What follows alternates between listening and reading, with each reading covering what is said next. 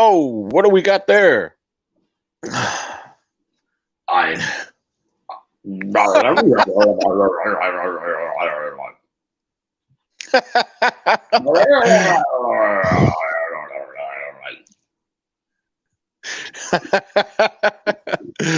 Oh, there you go. Ladies and gentlemen, there's just Pat Turner. Him and his. Oh, is that you before coffee? We're live. Yes, while you were displaying your little Bigfoot monster. So, Yeah. All right. I like.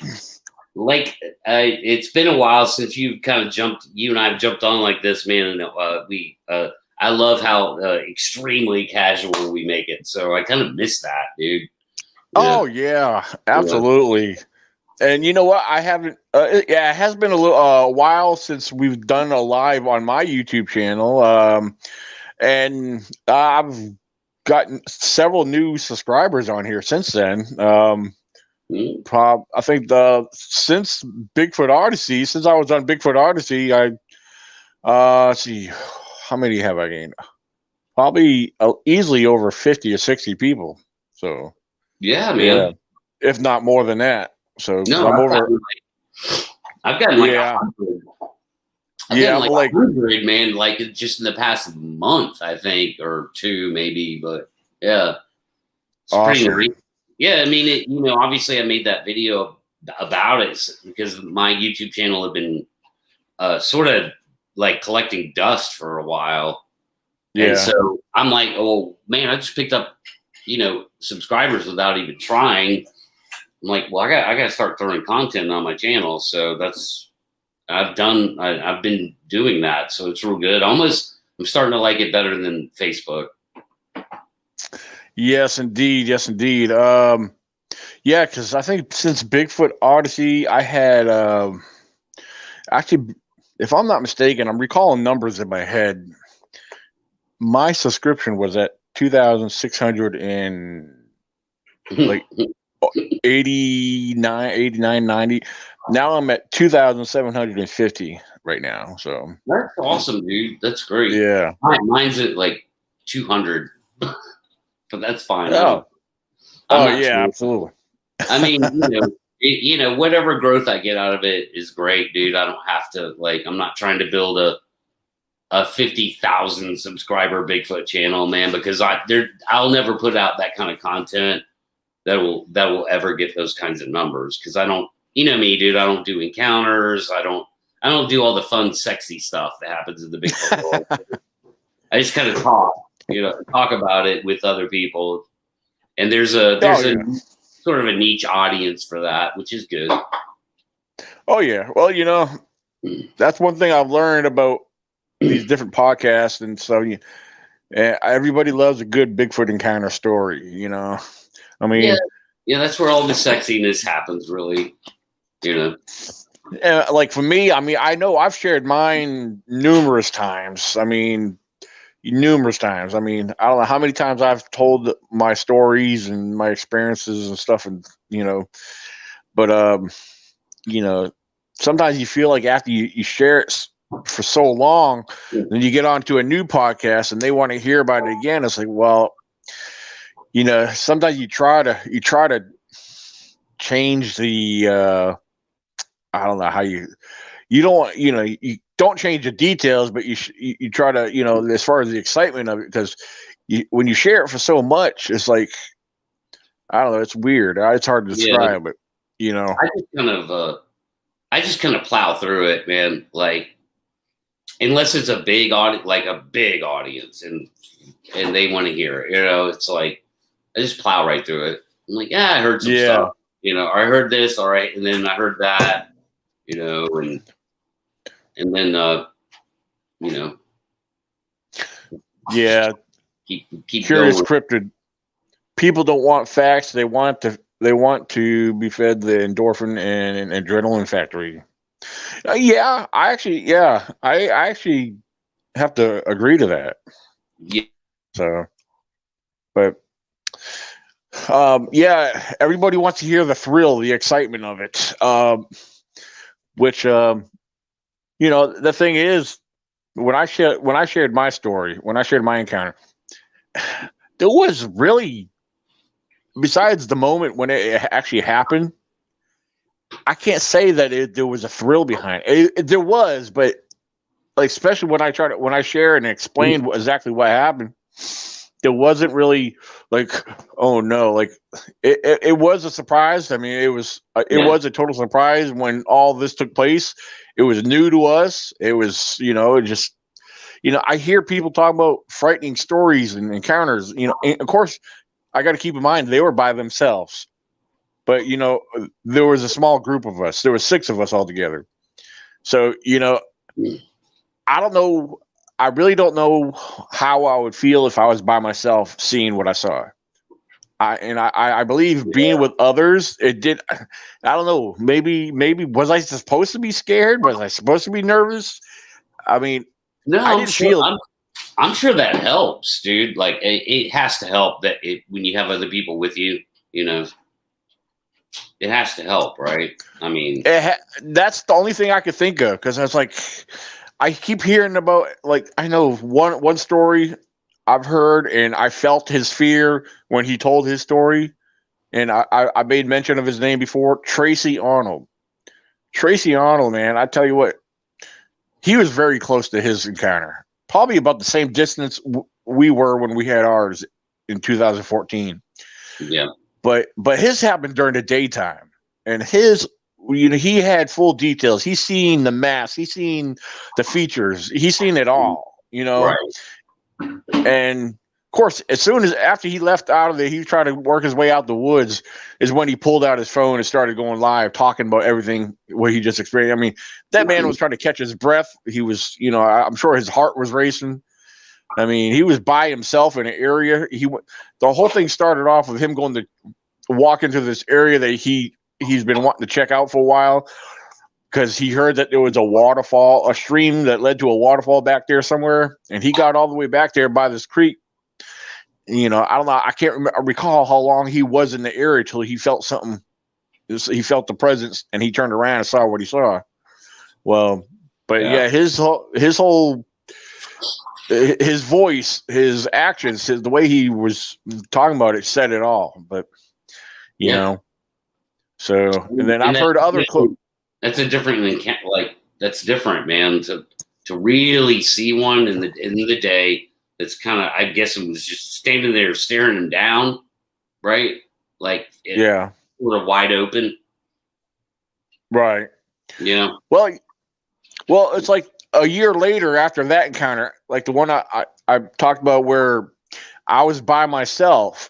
It was about 10 o'clock at night, and I was camping in the same part of the woods, in the same section of woods, just around the corner from where we had our 2014 encounter.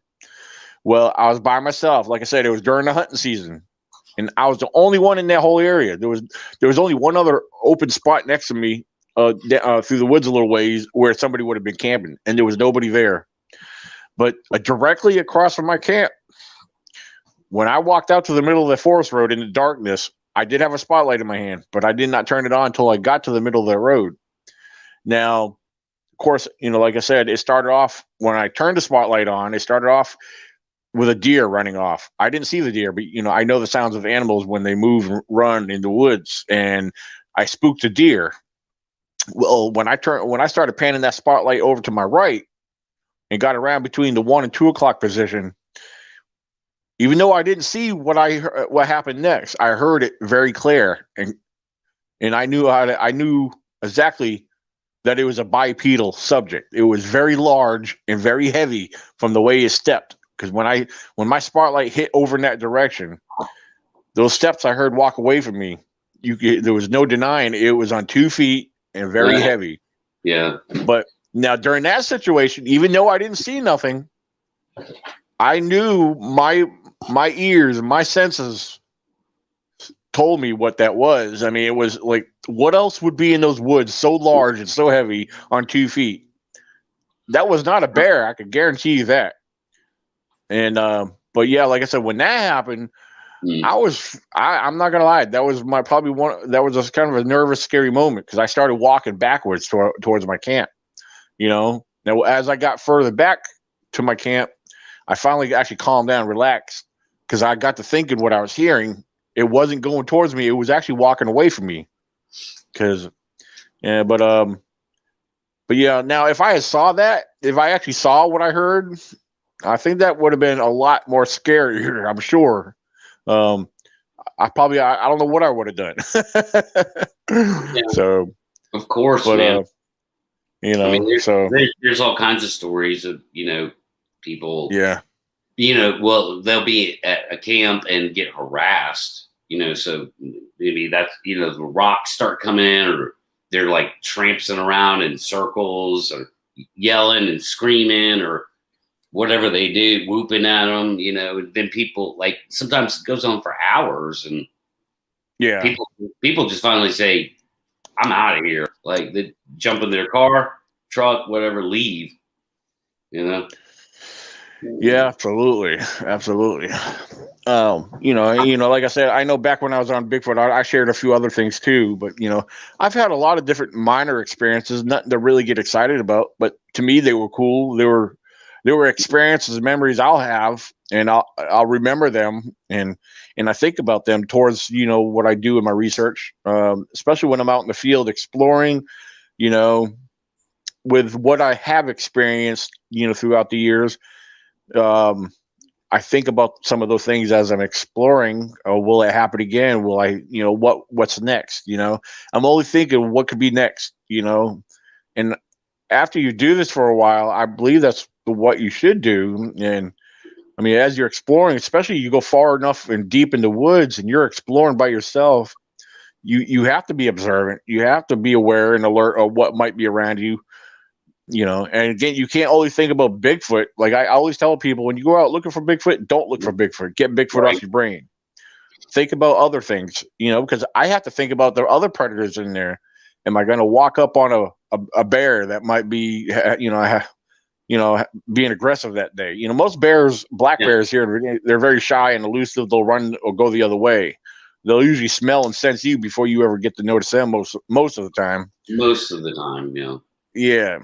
I know there's a lot of coyotes in the woods out there, and we have wolves. Yes, there is wolves here in Virginia.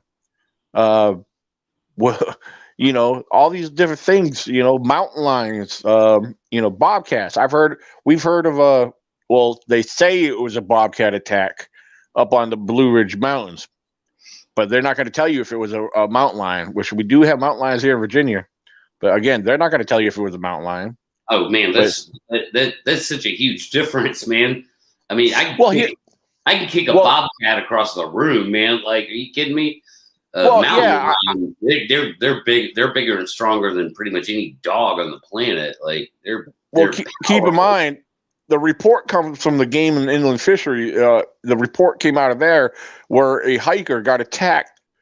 The thing is, they never gave a lot of details. They didn't want to mention. They said it was a bobcat. Now, I find that hard to believe, dude. Yeah, that's the thing. Again, you could kick. I mean, fighting a bobcat would be like fighting a house cat, basically. Well, at the same time, keep in mind, a house cat could do some damage if they really wanted to. Oh, yeah. No, they can cling onto you and climb all over you like monkeys, man. But still. Like, yeah, I mean, like a mountain lion. I don't know. I would have to read the details of the reports because maybe a bobcat would attack a person. I just find that highly unlikely for a wild animal that small.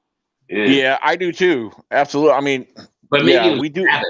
Maybe it was rabbit or something. I don't know. It could be. The only way I would see it being aggressive if it had other, cubs around, other kittens around. Yeah, maybe.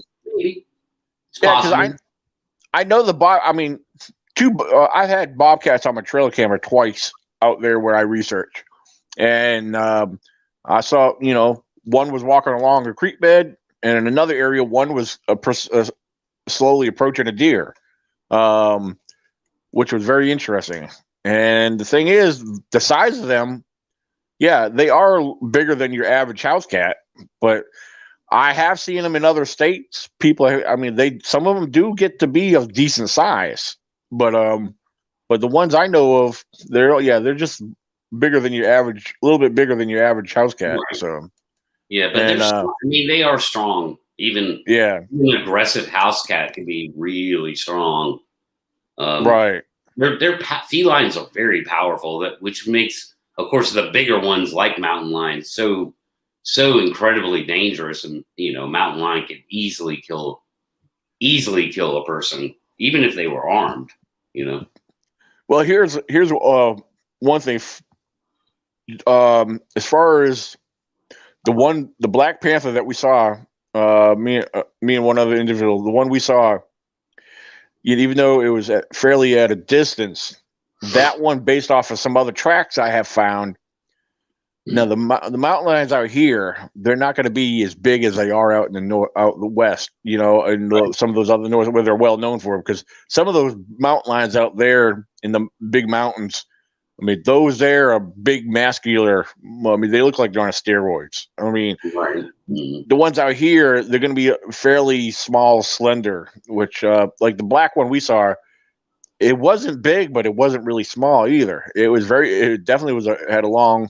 The tail made it long, because that's what stood out to me was when it went across the road. I saw that long black tail dangling behind it. But yeah. So again, they're not huge out here, but so I could see maybe someone mistaking a bobcat or a mountain lion for a bobcat, because considering their smaller size, but here on the East Coast.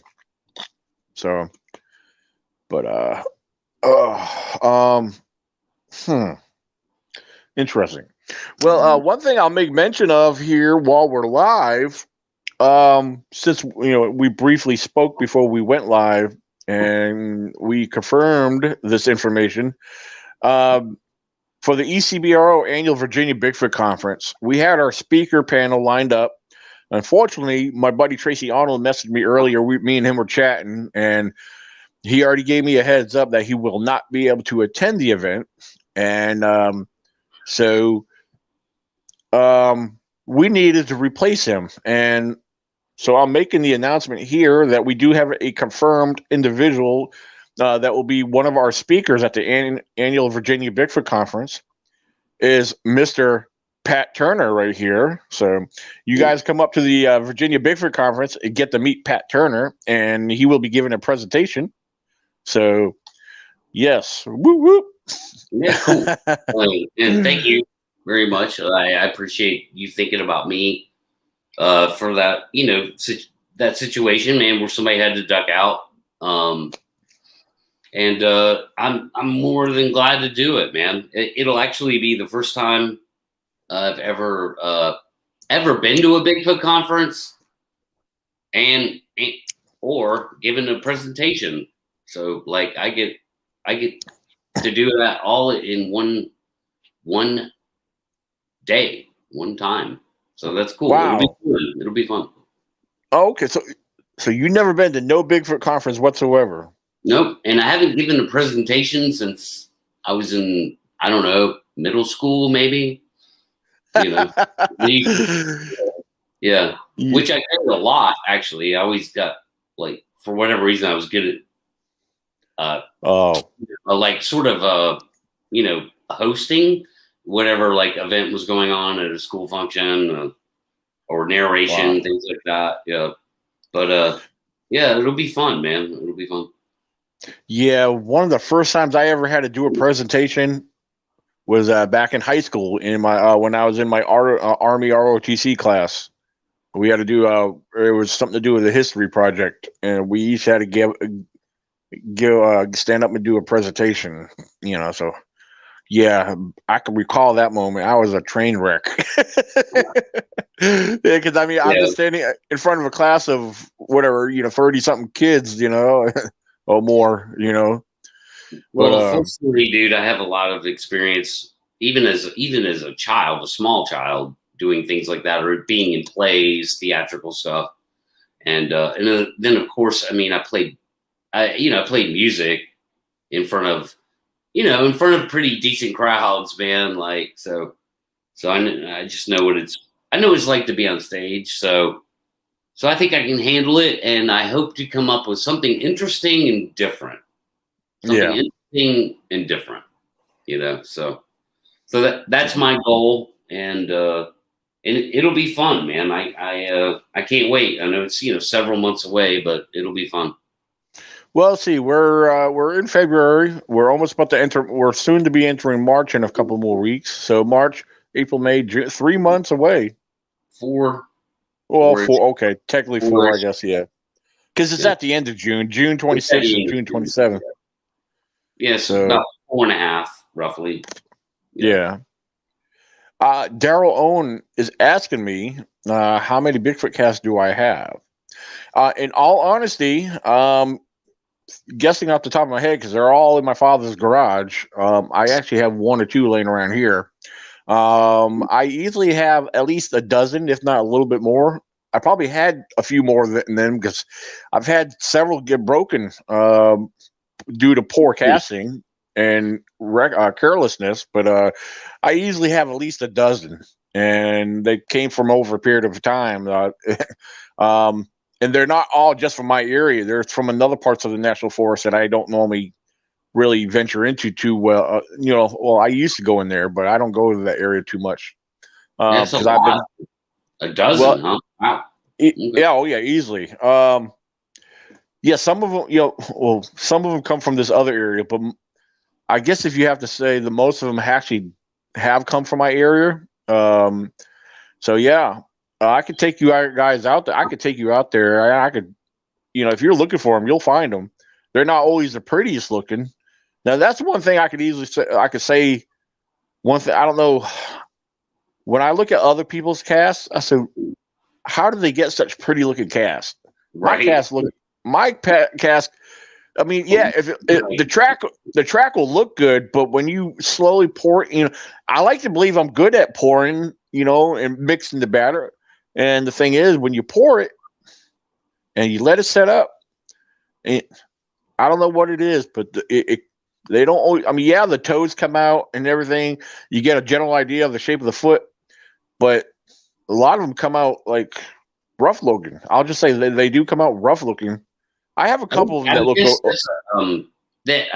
That's either a mixture issue, like getting the mixture right, or the type of soil you're working with. Exactly. Softness, hard soil. Yeah. That's the thing. I've often thought of that too. Now I have found tracks on, in good flat, terrain where it should have been a perfect looking cast, but they don't come out that good sometimes. I mean, I could show you pictures of what I got. You could make out, well, yeah, they're, some of them almost look similar, but then there's different shapes and sizes. Some of them, some of my tracks, they average about anywhere from 13 to 16 inches. A lot of people are like, oh, that's small. I said, well, that's what I find. That's huge. Yeah, well, 13, yeah, but I remember one time my father had one of the. I believe Shaquille O'Neal's foot is 14 inches long. What? How long? 14 inches long. Oh wow! Yeah, and he's what? So. I could be wrong. It might be 16. But either way, so Shaquille O'Neal's foot is kind of in the 14 to 16 range. I can't remember exactly. So I mean, that's no small foot, and of course would not be shaped anything like a Bigfoot foot, right? Hold on, wait a minute. Let me see what this guy. What's Daryl asking? He says, "Have you ever casted a print that's bigger than a foot, but you were unable to recognize?" No. If I see foot, like I don't get it. Yeah, I think I understand what he's asking. Like if it's over a foot long, but can't recognize it. That'd be a Bigfoot foot. Well, yeah, but the thing is, if I can't recognize a track, I'm not going to cast it. That's the one thing I will not do. If a track does not display enough detail, like shape and toes, like if it doesn't show toes, I'm not going to mess with it. To me, that's pointless. Yeah, that could easily be some other form of wildlife double stepping, like a quadruped double stepping. Yeah. Now I have bears, right? You know. Yeah. Now bear tracks and double step bear tracks, I could pretty much point them out. I'll be honest. Some of them have fooled me in the past. I've been fooled before. That's why I try to tell people. I say you got to take your time and really look things over. But when I do come across a double step bear track, and I know it's a double step bear track for sure, I'll use that in my film. Like if I'm filming field videos, I'll point that out and explain it. You know, some double step bear tracks are very obvious because a lot of times they're offset. Yeah, they're not always in perfect alignment with the front paw and back foot. So right. Yeah, some of them you got to be careful but in most cases they are usually offset. And there's one thing in my area, most of the double step bear tracks are offset. So you just got to really take your time and really watch that. Yeah, I think he's asking you like any other.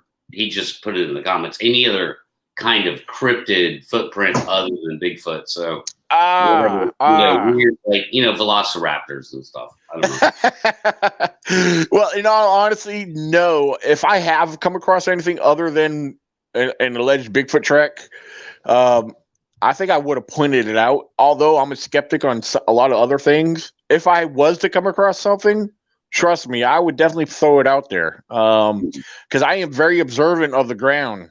That's why I do find a lot of my tracks. I do things that probably other people don't do. If I see impressions, like if you have a lot of leaf litter and the ground is soft, if you see impressions in the ground, which regardless if there's deer, bear, or whatever's been through there, if you see impressions and if they look promising, I will take the time, and I've done this, I've showed this on video, and I will take the time very carefully, remove the debris from that impression. And I'm going to tell you, I have been surprised numerous times because it'll pump me up. It'll get me so excited because when you remove the debris, if you do it carefully, you'll see the details of what it actually is. And that's where I've actually found some of my Bigfoot casts, where you can see the shape of a foot and the toes and everything.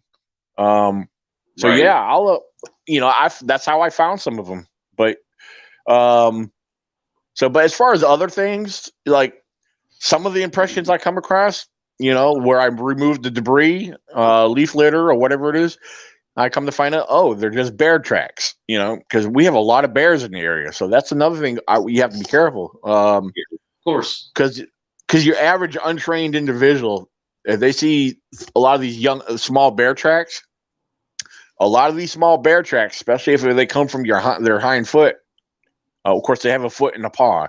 If they come from the foot, a young bear is easily going to look like a young juvenile track.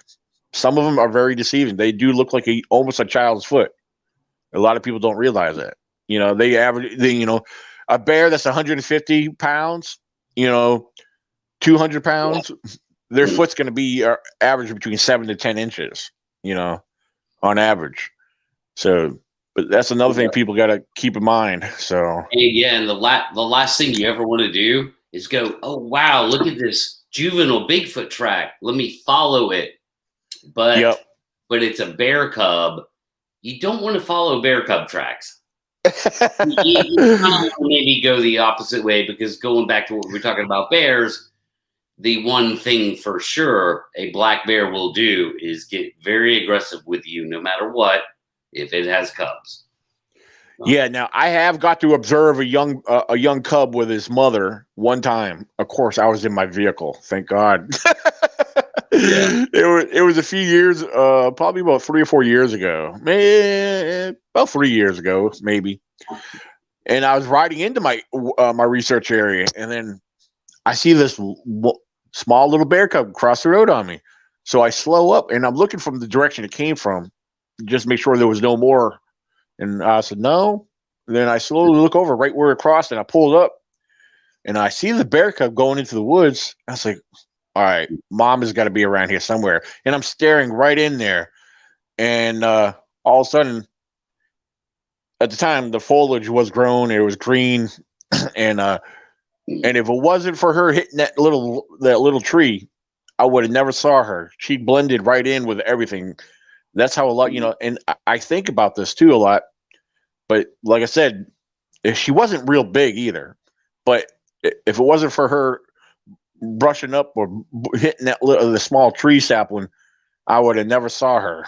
That's why I was staring right in there because I saw where the bear cub went, and I was looking for Mama. And then the mother revealed herself by moving that tree, and that's how I spotted her. But I didn't want to stay around too long, even though I was still in the vehicle at the time. But I continued on. But it was interesting. Yeah. But like I said, the way she blended in was amazing. She wasn't cloaking. She was in her own natural environment. Something for people to keep in mind about other big hairy subjects here. So, I mean, yeah, man. Deer has been the same way. Because we all know the color of deer and how their fur changes throughout the seasons. I've gone through the woods and taking my time scanning the tree lines, and something will catch your attention to make you stare there long enough. If you stare in somewhere long enough, you never know, you might see something. Which I was staring right at like 3 or 4 deer and didn't realize it till I saw one of the ears flicker. I say, "Holy crap!" We're talking about easily 50 yards away. Dude. So, I've had that happen to me in a suburban environment that was just a particular environment. Even though I have deer. I have deer around me, but I was in a suburban, like in Roswell, Georgia, actually, but it was right by the Chattahoochee. So the deer there are prolific. It's crazy. And one day I was outside, and this is in a neighborhood, and I saw a few deer, like a few. Yeah. And then I saw, dude, I'm talking, look at the yard here, like a backyard, and then I saw 3 more, and then I saw 5 more, and then I saw 10 more, and next thing I know, it was like it's like they were manifesting around me, because I just saw the few deer and then realized, oh my God, there's 15 of them here, and it took me. Crap. It probably took me a couple of minutes to start realizing that they were there, And again, this was in a neighborhood, this isn't even like out in the, remote wilderness or anything, man. It was right. A very bizarre experience, man. It's like, it was like magic. Like, again, like poof, like, hey, I don't know, maybe deer go use portals, but it's very strange. And of course, the first time I ever encountered a black bear, of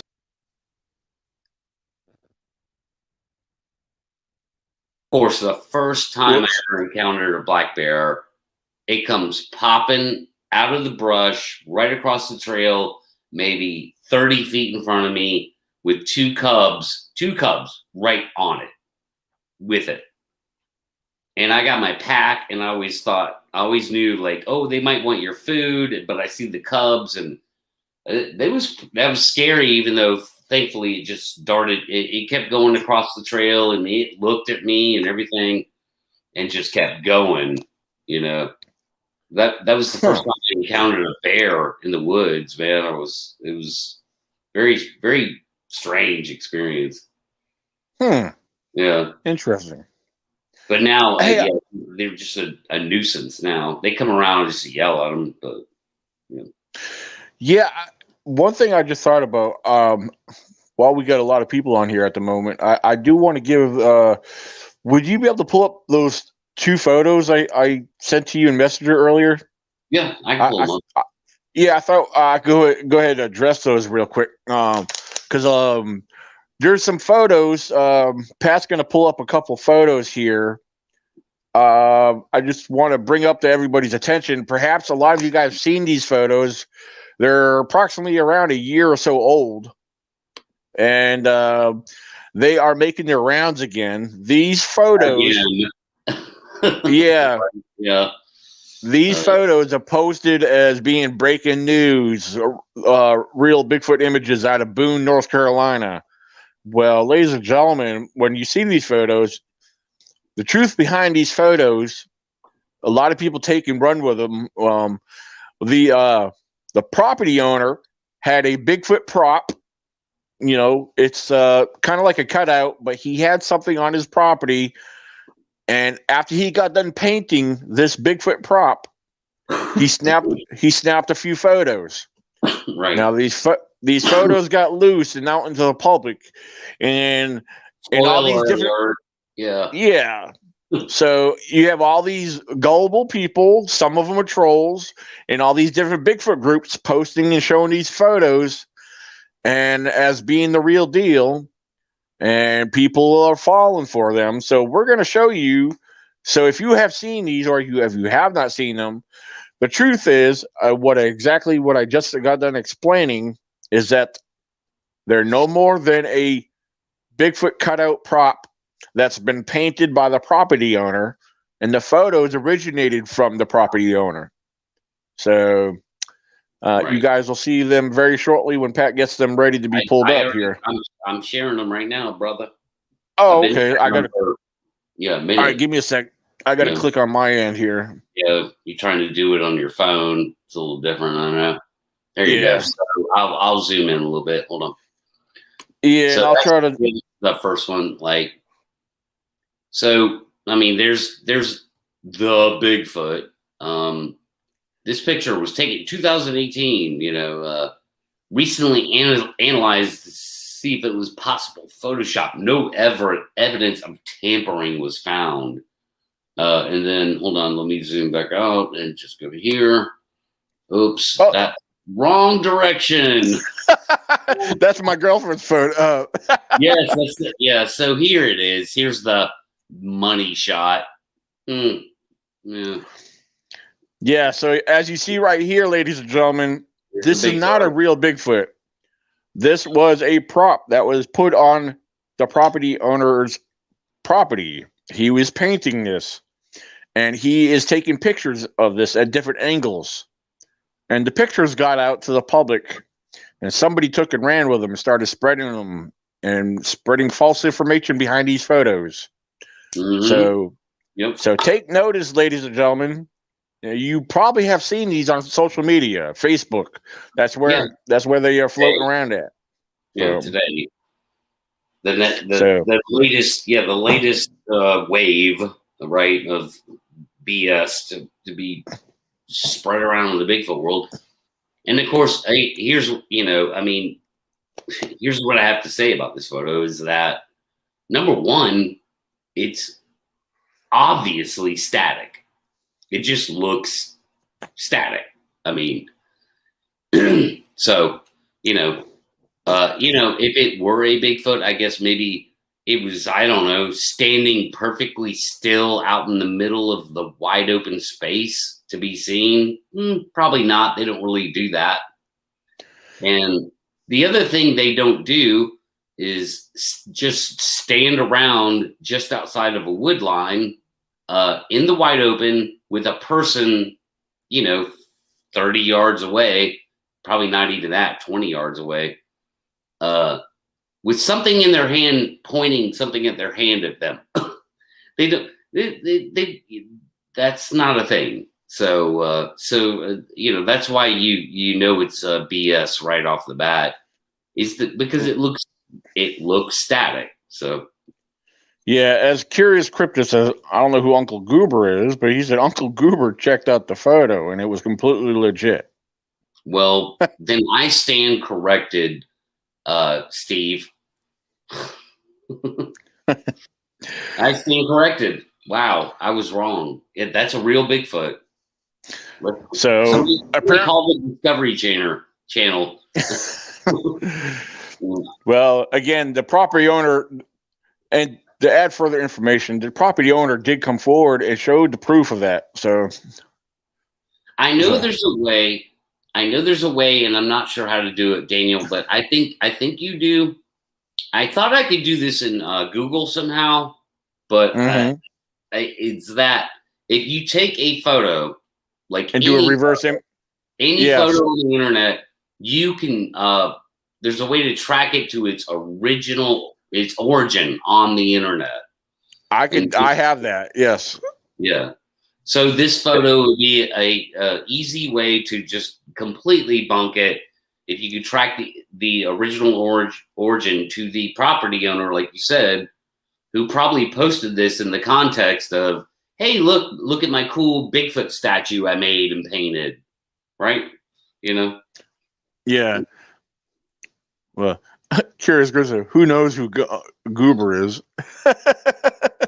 So, well, yeah, there you go, folks. Again, yeah. You could do a reverse image search on almost anything on the internet. Right. I know I have found the truth about a lot of different images, even mountain lion images. People try to say they're from certain states. I could do a reverse image search on some of these mountain lion photos that people post in different groups. I've seen this, and I've seen it a lot. People say, "Oh, this was up in Michigan." Oh, come on! And you could find the original photo, same scenario and everything, where it originated from, and people taking them and post them in different. It's like they've done it with mountain lions. They've done it with different Bigfoot photos. Yeah. Oh, this here was taken in my backyard. Oh, this was taken over here in such and such state in such and such park. But regardless if it was real or not real, it originated from this one person, and then some other people saved it and shared it. And there's a lot of trolls in the Bigfoot world. There's a lot of a lot of hoaxers, a lot of BSers. Ladies and gentlemen, you guys got to stop being. I'm not talking to anybody in particular, just all in general. And we got to stop being so accepting, stop being so gullible. We need to start really studying and trying to find research instead of accepting everything as being real because we want it to be real. Got to wake up out of that reality. It's to me, it's disturbing and upsetting because I hate to see other people fall for something that's not real. I mean, if it is real, let's find out why it is real. If it's, it's almost easy to debunk something, but you got to be willing to put in the time and research it, Yeah. But, you're right. I mean I think the greatest thing we got right now that has not been debunked is the Patterson footage. Absolutely. And I agree with that 100%. But it's like, I understand what's going on with people and why it gets shared around the way it does so fast and spreads like wildfire. Is that, I mean, people they're hungry for information. So if it looks real to them, like even a little bit, they just latch onto it and go, "Oh, hey, look," because they want it to be real. They want a good picture of a Bigfoot. Yeah. That's what's going on there. I get it, but at the same time, it's very detrimental to, how the Bigfoot world comes off looking like gullible people because there's a portion that are, and that's why scientists they don't want to have anything to do with the Bigfoot phenomenon. Is mostly because of the Bigfoot community, unfortunately. And right here, what Mike Kent is saying, he said, it's a real shame that there are so many phonies out there. Well, I've never had an encounter, so I am easily fooled. Now, and Mike, towards your defense, I will say this. I completely understand what you're saying because when I was new on social media, because I was involved with Bigfoot before I entered the social media world. And the one thing, when I first got on social media, when I learned that there was others involved with Bigfoot as far as enthusiasts and other researchers, you know, I started listening and observing different theories and different takes on what people believed on various topics surrounding Bigfoot. Well, when it comes to some of the alleged photos and the videos that were coming out back when I first started, it was all exciting to me too. It was all exciting because I didn't know any better, just like a lot of the people today. I am not afraid to admit that there were certain things that fooled me, and then later down the road, I realized what they really were.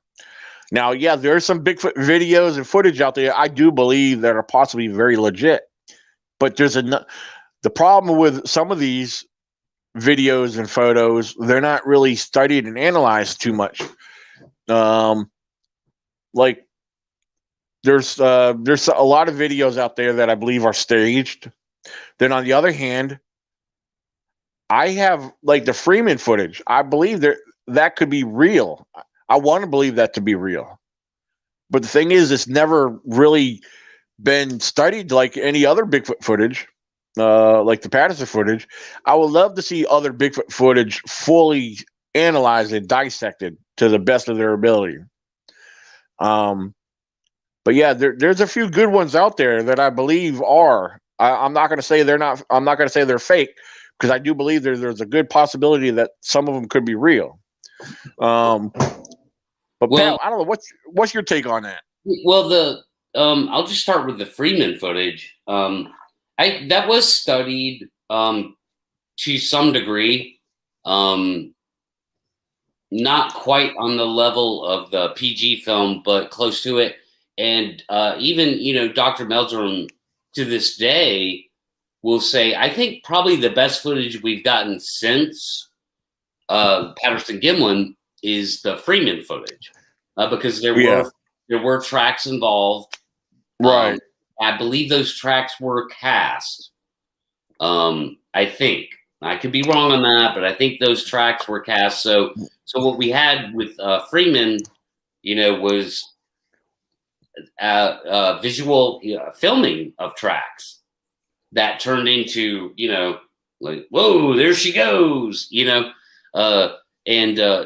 so that image that was caught on film, and I do believe, correct me if I'm wrong, chat, but I believe those tracks were cast, so that at some point other people got involved right there on the site, sort of like Bluff Creek. But again, like, I'll default to my, my position that, Dr. Meldrum himself will say to this day that he believes that was the best footage captured since the Patterson Gimlin film. Not as good, obviously, but second best. And and of course, the whole, people troll the Bigfoot world, or even if you catch a Bigfoot out in the woods and you get a blurry picture, at the end of the day, if it's inconclusive, it's inconclusive. Sorry, Yeah. Maybe there was one there. The problem is that there's 20 other people over here faking stuff that looks pretty much the same. And it's not going to happen. It's just not going to happen. You're not going to go walking around in the woods taking pictures of Bigfoot. If you could, we'd have a book this big, a photo book this big of them. It'd be like taking a picture of a chimp. So it's not going to happen, guys. Sorry, it's just not. Right. Yeah. And of course, then on the other hand, you got people that will go out and snap photos of every bit of the forest and then go home and zoom in and zoom in. Totally different thing, dude. Oh, yeah, I know. That's nothing but a hoax. Yeah. People with imagination. I'm not going to say every person, but the vast majority of people that go review their footage and then find this just happen to find this one area where they noticed something on their footage that's, 30 yards out, and you zoom it, they zoom in, and oh, look, there's a face. Mm-hmm. That's 100% purposeful. It's Well, not so a lot of that stuff's not pareidolia, and it's also not a Bigfoot. It's because they put something out in the freaking woods it's all purposeful. A mask or artwork is what you're seeing. Well, I tell you something I showed to a couple people. It was from my own video. It was from one of my field videos. I went back to look at something. And I was like, what the heck? And where I'm at, I'm up in the woods on a hill, and I'm filming the surrounding area. And I have a habit of scanning the area, with my camcorder, kind of getting a layout of the land, and I'll zoom in. And at this one particular image, I was going back looking at something. I had to keep playing it back. I had to keep going back. Because what it looked like, I swear, I was like, I thought I actually captured something this one particular moment, and it had me excited. And then I had to start looking at different angles of it. But what it appeared to be of this small bipedal subject jumping from a tree, running across, and then going up to another tree. And then you know what it turned out to be? A leaf? Exactly. It was a leaf hanging on a very, very small limb. It was just like, it was kind of like doing a trickle motion. And the way I just happened to capture it as I did a zoom or pan with my camcorder, when you play it back in the footage, that's exactly what it looked like. Yep. It looked like something jumping from a tree, going down, running. It looked like it was running and then jumped up to another tree. But it was just a leaf that was trickling, swaying on the limb, and then with the motion of me panning by it. It really did. It was a trick of the eye. And, people, and the couple of people I shared it to swear up and down I had something there. But then I debunked. I'm glad I was able to debunk it, because I had to keep playing it and look at all the different scenarios in the footage to really figure it out. But that's exactly what it was. So yeah, and by the way, I've never heard you say that before. So that was a genuine guess on my part. It's not like I knew that. It's not like me and Daniel never talked about what he just said. So that was a genuine guess when I said it was a leaf. I didn't have any knowledge of that story at all. So. Oh yeah, that's the thing. Leaves can fool people in video footage and stuff. I've had other people take my videos and do screenshots of different scenes from my videos, and I'll go back and play. I said, what time frame did you get this at? And I'll go back and look at it. It's just a brown discolored leaf, and in the background it looks like it's something standing, but when you watch the video you see what it is, but yeah, leaves can be deceiving. So, especially in footage, especially if the leaf is moving while you're videoing. So, yep. But I will tell you this, and I'm not going to name names. I'm just not going to do it. But these people are out there. Some things are pareidolia, and that's it's so easy, dude. I could take a picture right behind my house and probably get all kinds of pareidolia out of it, So some things are pareidolia, but the ones that it's like if you zoom in enough, and it's like, no, that's definitely not pareidolia. That looks like a Bigfoot face. Okay. Yeah. I'm here to tell you, man, what that is this. There's your Bigfoot face. And this is crude. I mean, I'm not a freaking artist. I don't claim to be with art, but what you're looking at is the Bigfoot face out in the woods because somebody put it out there. So it's like a little magic trick, or it could be a mask. It could be some kind of mask or something. And I know of people that do that 100%.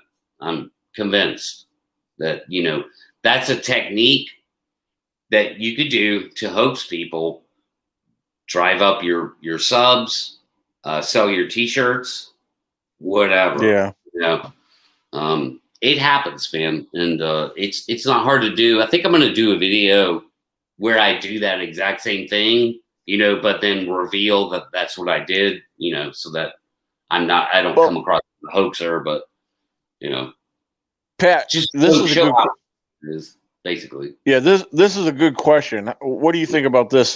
Curious Cryptid's asking. He's just crowdsourcing video review, or I you know, I just honestly, I just don't care. The Bigfoot community is going to do what it's going to do. There's new people coming in every day, and to be honest with you, I've gotten to the point where I just don't care if this stuff's passed around.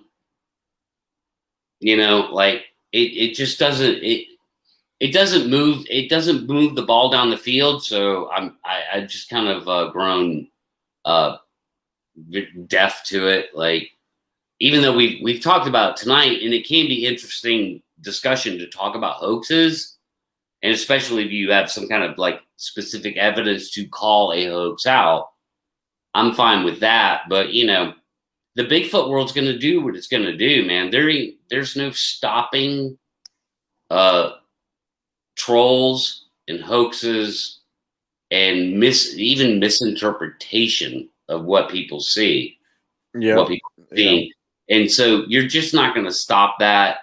There are people out there, you know, that are good at creating like rebuttals or debunking videos, you know, people like Steve Coles, and others. So yeah, I mean, there's some opposition to it, but for the most part, you're just not going to stop it from spreading it, you know, initially.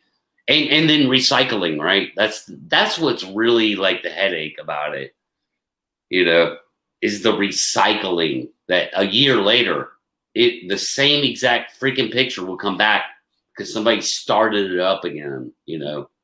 Right. You know. Interesting. Yeah.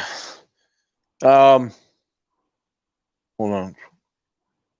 What swipe away notification as I keep popping up on my phone. Alan Lasseter, it says, do y'all have option of Dogman? Not sure exactly what he's asking. Option. Yeah, I'm not sure. Do I have an option of Dogman? I don't know. Okay, Jimmy Blanton made mention Dogman is not a throwaway subject. I haven't seen one, but I know there are a lot of sightings around. Yeah, and you know, people do see something that they describe differently, and that is a thing. You know, I've gotten in a little trouble by saying they're kangaroos. They're seeing kangaroos. And the truth is that it's kind of a joke. It's a half joke. Yeah. Who knows, man? You know, there used to be a type of kangaroo in North America, albeit a very long time ago, that was truly bipedal. So it could be some kind of cryptid related to that. But what struck me recently that I found very fascinating, and we're going to dig into this more because I think there's going to be an actual live on-air artist rendition done, is that my buddy Tex, who lives down in Texas and hosts his own show, he saw one, what he claims, you know, Dogman is, I guess, the only way to describe it, right? He said it looked more like a lemur, like it had a kind of lemur face. So he didn't describe it as a werewolf, you know, which is what most people like attribute to Dogman, is like some kind of werewolf looking thing. And but Tex, I found it very interesting that Tex said it looked like a lemur. the lemur's a primate. It's got kind Yeah. of a funny, like snout, almost like my one of my half chihuahuas. So I actually found that more interesting than my half joking kangaroo theory. But you're right. It's not a throwaway subject, and sometimes my humor is not like taken very well, or people don't realize I'm just trying to be funny sometimes. Well, think of it like this: with each of our non-human primates, orangutans. There's several species of orangutan. Baboons. There's a few different species of baboons. What do all baboons have in common? They have a canine snout, and they have big canines like a dog would. Now, my belief. There's no proof behind my belief, but there are several people in the Bigfoot community, including myself, that believe there's different types of Bigfoot based off of the region and their habitat and environment, et cetera, and so forth. Now, along with that being said, I believe a lot of people are not going to agree to this, and that's fine. But I do a lot of comparisons with Bigfoots, with comparison to our non-human primates, baboons, chimpanzees, gorillas. There's different species of non-human primates, and they all have different features and shapes and sizes, and I believe that is the case with Bigfoot. Bigfoot being, some reported being tall and wide, or some maybe more slender, and or longer hair and shaggy looking. You got the swamp ape, Louisiana, Florida, so forth, and whatever. All these different reported descriptions from different locations. A lot of people describe, they look almost like a human, or some of them look like a gorilla type ape, or you hear all these different features and descriptions.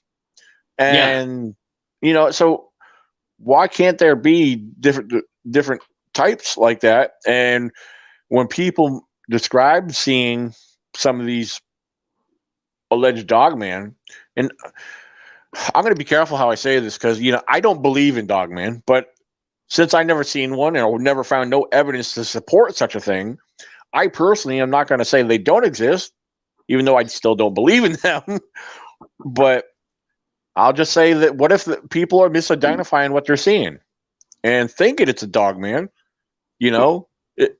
Or here's the bigger question: is dogman another type of Bigfoot?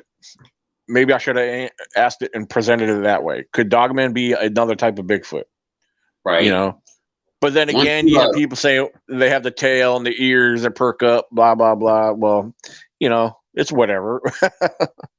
So yeah, why don't you share my screen? This is an interesting picture. Yeah. Yeah. See, it doesn't show up till you tell me. So yeah, it's okay. Like, look at that thing. So that's a monkey. Yeah, I've seen these before, and they're definitely ugly looking, aren't they? Yeah, so if we're talking about a primate and the kind of diversity that can exist, obviously, in the primate world, look at that thing. That does not look like something that you've ever seen on this planet. That's for sure. Yeah. So that same kind of potential diversity, or even species diversity, could be going on with some kind of undiscovered hominid or just primate in general. So yeah, I'm not sure what people are seeing, but there's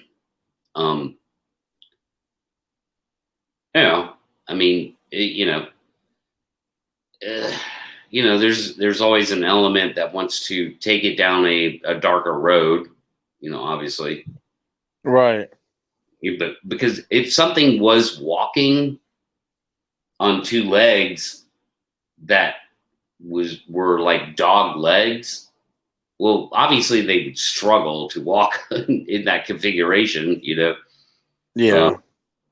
and again, it's going to look sort of werewolfish, and then people want to go down different paranormal, supernatural kind of roads with that, or even religious, spirit, like demonic or Nephilim, blah blah blah.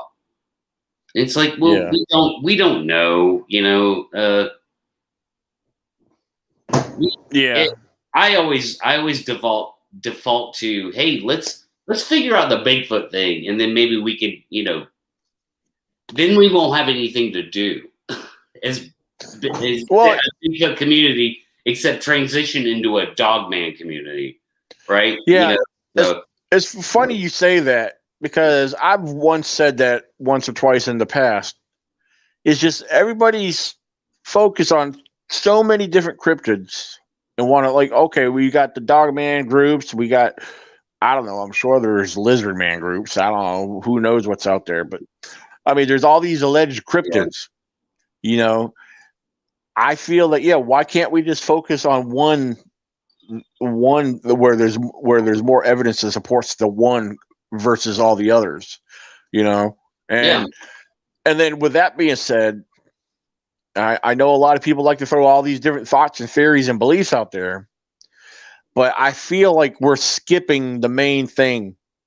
There's not, we have a lot of boots on the ground researchers and people that like to go out and explore, but I don't think we have enough of that on top of enough critical thinkers to think, people say, well, if you don't believe in this, you don't have an open mind. It's not about having an open mind or not. It's just people are jumping too far ahead without, they're skipping all this other data that they could be observing and studying. Yeah, don't get me started on open-mindedness. I have a stump speech on open-mindedness. Look, it's, I just approached the whole dogman subject with an open mind. I didn't close my mind to anything. I just say I haven't been presented enough evidence that dogman is a dog man. Like, so that maybe that nomenclature is wrong, it's just that, I need to see more. I need to see more with the Bigfoot thing. I don't believe in Bigfoot. I'm a skeptic when it comes to Bigfoot. I understand the phenomenon is real, but I don't claim to know what they are. People might just be hallucinating. Right. Maybe that could be something, or perhaps, they're from planet Hairtron. I don't know, but there's a good starting point, and you have to go through it methodically and scientifically, a proven method that us human beings do. We have to do it that way. Otherwise, you're just being it's sort of primitive thought, which is the sun is a god, because you have a concept that it's powerful, but you don't. Now we know what the sun is. Not a god.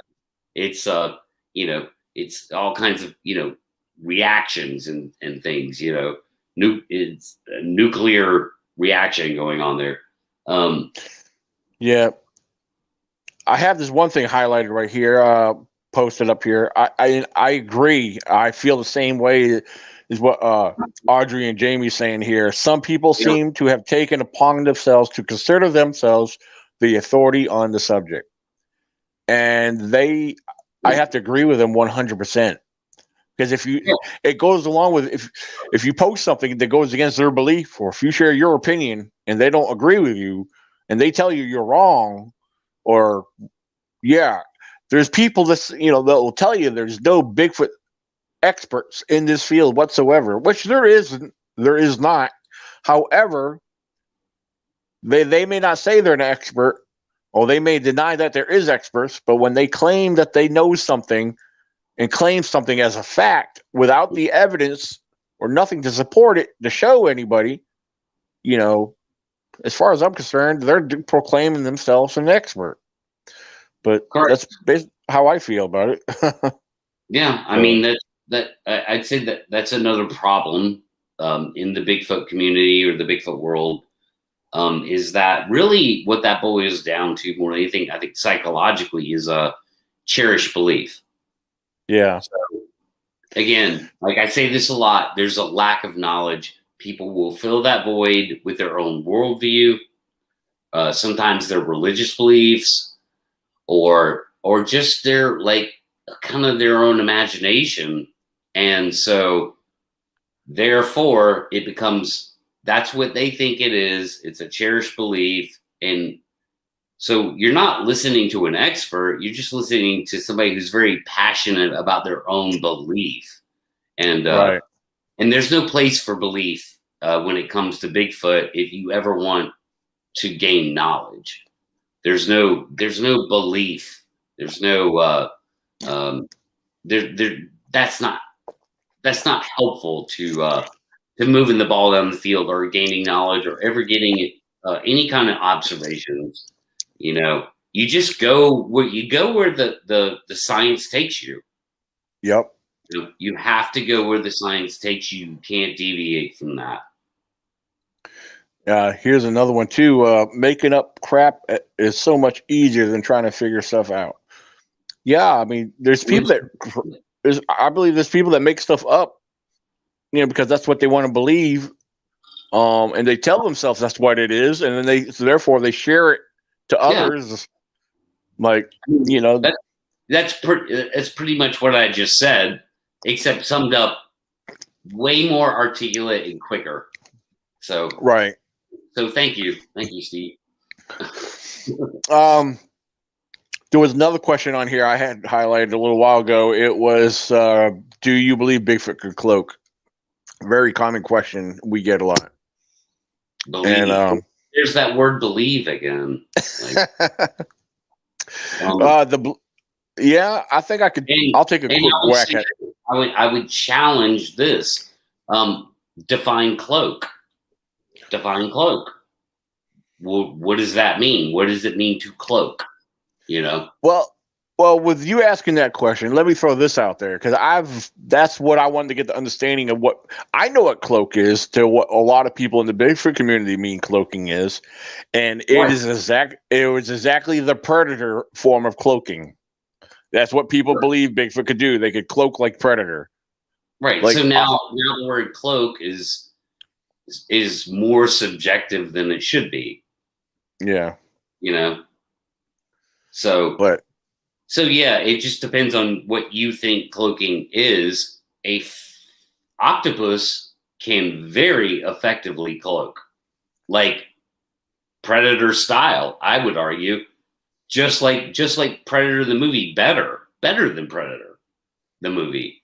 So we have animals that actually exist on this planet that can outcloak a fictional character from a movie. What's that? Forgive me for not knowing the specific name of that lizard that changes colors and it can blend in with anything it wants to. It's not a gecko. What the heck you call it? I know there's people that know. I mean, I've seen just common lizards, change from green to brown, like it right in front of my eyes. Almost like an octopus, but not quite as good. But there's one common lizard. It's on the tip of my tongue. It's not a gecko. It's not iguana. It's one of those lizards that literally changes the color. Chameleon. Baker's daughter got it. Thank you. Chameleon, a chameleon. That's exactly what it is. Yes, and I've seen them on videos and changing, like they can look like anything they are a part of. Excuse me. Oh, there we go. Yeah. Going on there. So, yeah. And then, all right, Nikki must be responding to somebody because she mentioned something about Melvin Ketchum. Oh God, no, that's a gear shift. She must be responding to somebody. I'm not sure who she's responding to. She's responding to Barry, praying and squatching. That's Barry. He said, I never understood why Dr. Ketchum and her research methods were respected until after the Hoopa project, and then suddenly she was attacked left and right. Yeah, and Nikki's responding to that because Melba Ketchum's research is incomplete and biased. Melba Ketchum she's a leader of a cult, and she has a lot of followers that are very well deceived in her incomplete DNA sequences, and her DNA sequences that came up with results were completely false because they were not completed. And I'm not going to get into all that because we've had a big discussion with other, people on here that studied her and did peer reviews on her own work. Haskell Hart. Yes, Dr. Haskell Hart. Yeah. We've had him on here back when he first did. I tell you what, people want to learn more about Melba Ketchum. They need to go listen to Richter Riolo's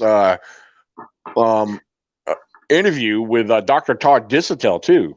Dr. Todd Disotell and Dr. Haskell Hart were on an episode together, and part one covers a majority of the information that was shared on that. There was 2 parts to that, but I've never seen that. That actually sounds interesting. Yeah, it's probably about 5 years or older. I don't know. I can't remember, but it was a good one. Look up Dr. Haskell Hart and Todd Disotell on Richter Riolo's after show. No, what the heck? I forget the name of his podcast. But was it the after show, the Team Taser after show? I don't know if it was that, but if you do a YouTube search on Haskell Hart and Todd Disotell together, you might be able to find it, or I can find it and send it to you later. Yeah, it wouldn't be hard to find. Yeah, so you're right. Mm-hmm. But it was actually pretty good. Yeah, Curious Cryptid says Dr. Hart's blogs. I actually, you know what? I have his book. I have his new book. I still haven't started reading it yet. So, yeah, that's true. Steve calls. He talked to Dr. Hart not too long. I don't think it was too long after we did, actually. So, yeah, that's a good one too. Same kind of thing. It's like where we did and calls did, and it's all laid out very well, very intelligent, very fair. I would say, where the criticisms happen as far as the Ketchum thing, as far as like anybody like Dr. Hart goes, they're all very fair, as opposed to me, I'm like, that thing was actually very simple. They were trying to prove that Nephilim was real. That's it. That's all they were trying to do. Daughter of men, woman, female, part female, like, and unknown species. Like, I'm like, okay, that's the Nephilim narrative. That's all that was. And the cabal there, but I won't get into that tonight. I'll just leave that hanging for my show. My show Friday. Well, yeah, I mean, like I said, there's a lot more. Like the one simple thing I could throw out there one more time, and it's funny. I've spoken a lot about Melba in the past, and people think I hate on her. I want to clarify something. When she first came out about the whole thing, what she was working on before she even got started, it was exciting. I'm not gonna lie, it was exciting. I thought, this is good stuff. Right. We're gonna, finally have someone that's willing to go into the whole subject and try to find the evidence and DNA and study it and analyze it. But that's because before I understood things, here's the thing. I come to realize that, like, you could have 1 million different DNA samples. I don't care what they're from, what they belong to. But if you're not gonna find out the actual result. If you come up with an unknown and it's unidentifiable with nothing compared to, if it's not connected to anything in the database, then it comes down to you need the actual original specimen to compare it to, and people don't understand that. Oh, people People don't have all, understand a lot about DNA. DNA is way more complicated than the layman can understand. And so even if you try and study it as a fairly intelligent person, even Dr. Hart will say, he's like, well, I'm not a sequencer, I'm not a geneticist, right.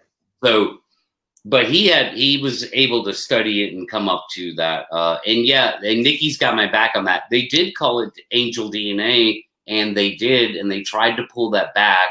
I'll never forget Politis going on, I think, Coast to Coast. I said this the other night. Yeah, that's what Steve is saying here. I think Coast to Coast to wrangle that back, and breathlessly, you could tell, you could hear it in his voice that, oops, slip of the tongue, somebody said angel DNA. And come to find out, that's only that only means one thing, is what it sounds like. They're trying to prove the fallen angel made it, with the daughters of men, which is the Nephilim narrative. And people don't understand that Nephilim originates from the Hebrew Bible and was translated into the Old Testament, I believe. Yeah, Nephilim means giant. Yeah, well, it doesn't mean giant, because when it first appears in the Hebrew fallen Bible, one, yeah, it doesn't. There's no giant. So it was only after its second or third interpretation where all of a sudden it shows up in the King James, Kim? In the King James as So because I have theologians argue over what Nephilim means, and they're not even talking about Bigfoot. They're talking about like theologian scholars don't even know really what Nephilim means. So it's just become this thing that's got in your worldview, your religious views. Bigfoot must be Nephilim. Therefore, let's try and prove it's Nephilim, but not really prove it.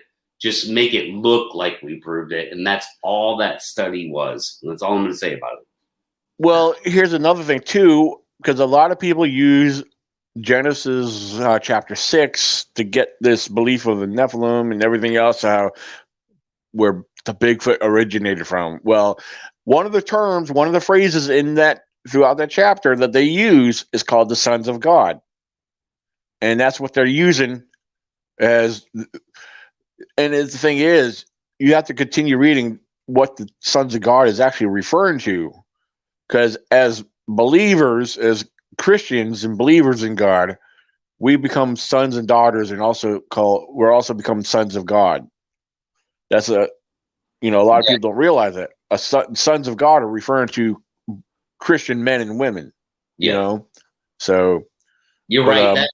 That is another misinterpretation that I forgot to mention, is that the sons of God, slept with the daughters of men.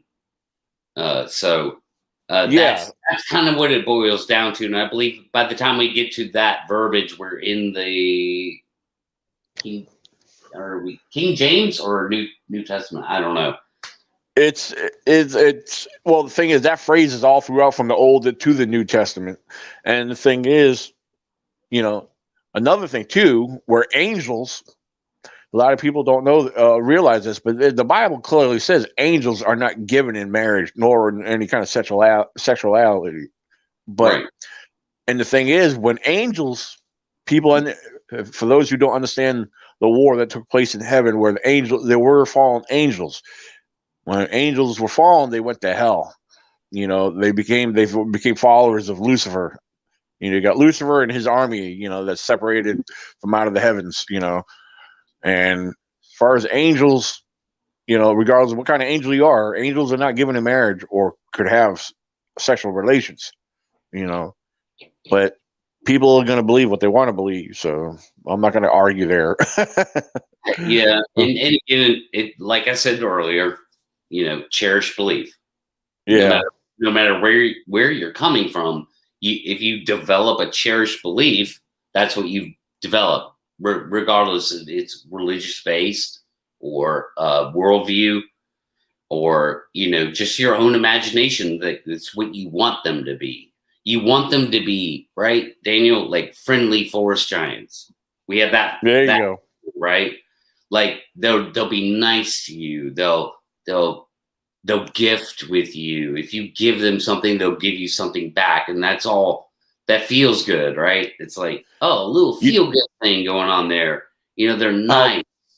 And then that reminds the other crowd that says, well, they'll rip your head off and make you go missing in the woods, and you'll become a 411 story because they snatch up children, right, and kill them. You have that crowd too. I mean, well, the first type you described reminds me from the movie Letters from the Big Man. Have you seen that movie? No. It was actually pretty good. I watched that for the first time. Haley had it on video, DVD, and we watched it over at her house one time, and it was really good. I really liked it. It might be boring to some people, but there's actually a lot of excitement. They actually show the Bigfoot in it quite a bit, but it's actually pretty interesting how it showed how the Bigfoot would gift to the girl that he was watching.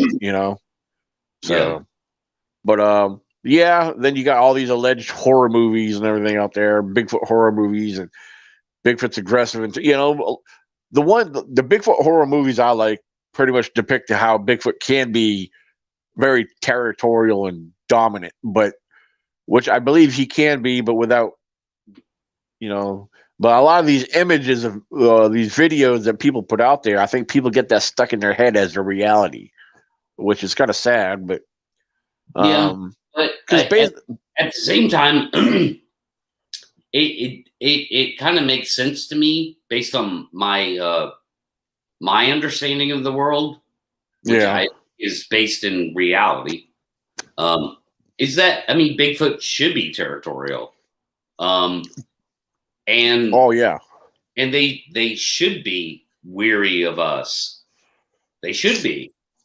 Yeah. Like, we're a pretty badass species, say for good or bad, right? Some people would say, well, yeah, we're bad species, but we're a powerful species on this planet. I don't remember the last time, penguins, went to Mars, right? So we're pretty powerful force on this earth. They should be weary of us. I think I've come to that understanding, with them. Sharks should be weary of us as a species if they have that kind of higher intelligence, but yeah, they should be territorial. They should be weary of us. Those things actually make sense to me. Right. So yeah, that's something that I understand. And again, it's just a good starting point to make those assumptions based on, what we know about the kind of knowledge we have as a species. To make those kinds of assumptions aren't far-fetched. And it's certainly not impersonating, your own cherished beliefs on things. Like, no, it just makes sense. And we'll start there. We'll just start there and work our way through it. And, whatever we discover along the way,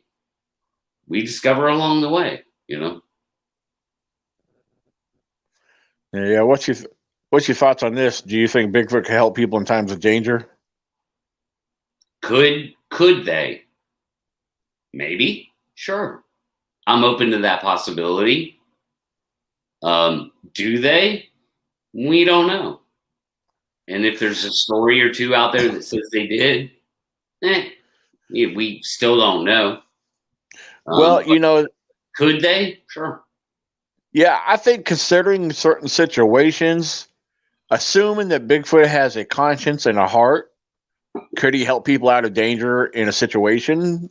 I believe that's very possible. I believe that could be a strong possibility. I don't see why they wouldn't. if unless they feel like that's not mine, that's a human, they want to leave that alone.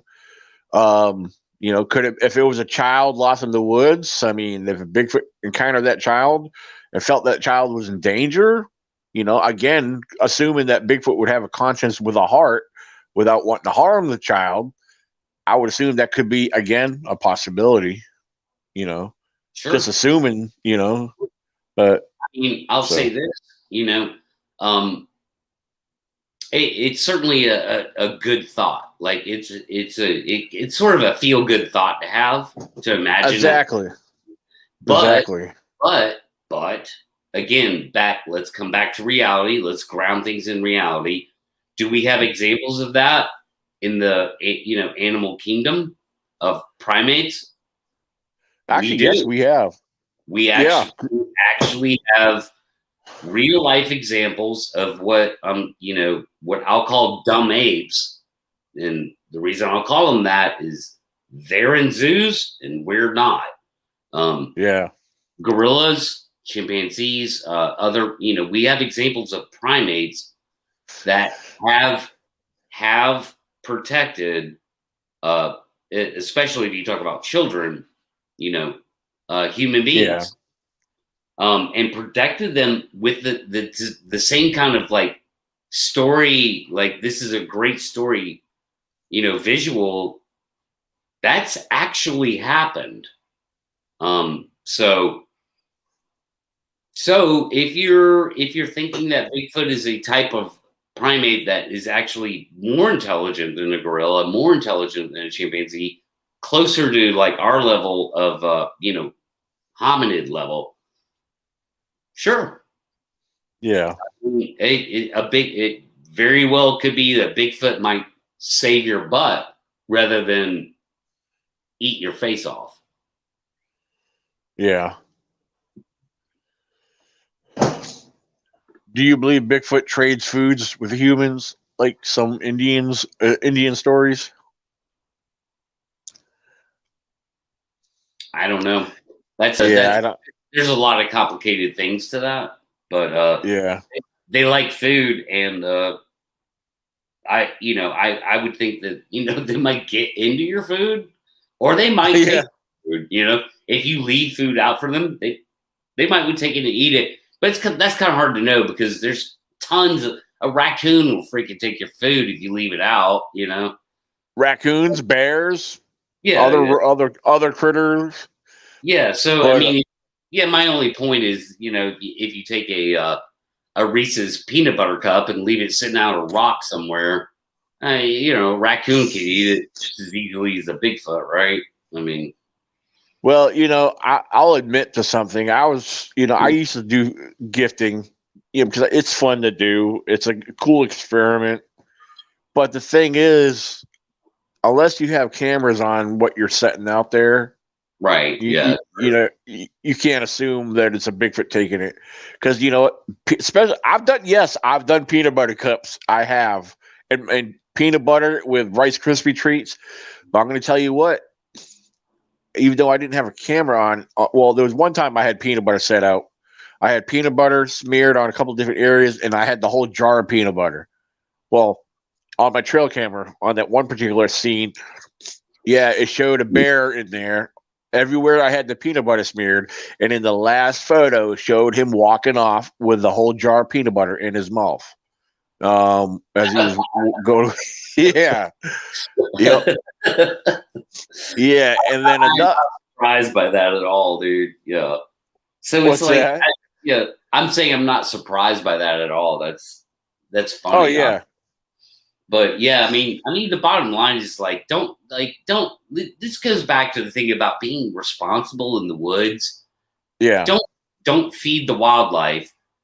Don't try and act a Bigfoot with a freaking, even a banana 8 feet up in a tree, cleverly hung from a rope. Like, just don't do that, dude. Don't introduce people food into the wildlife, because that screws with wildlife.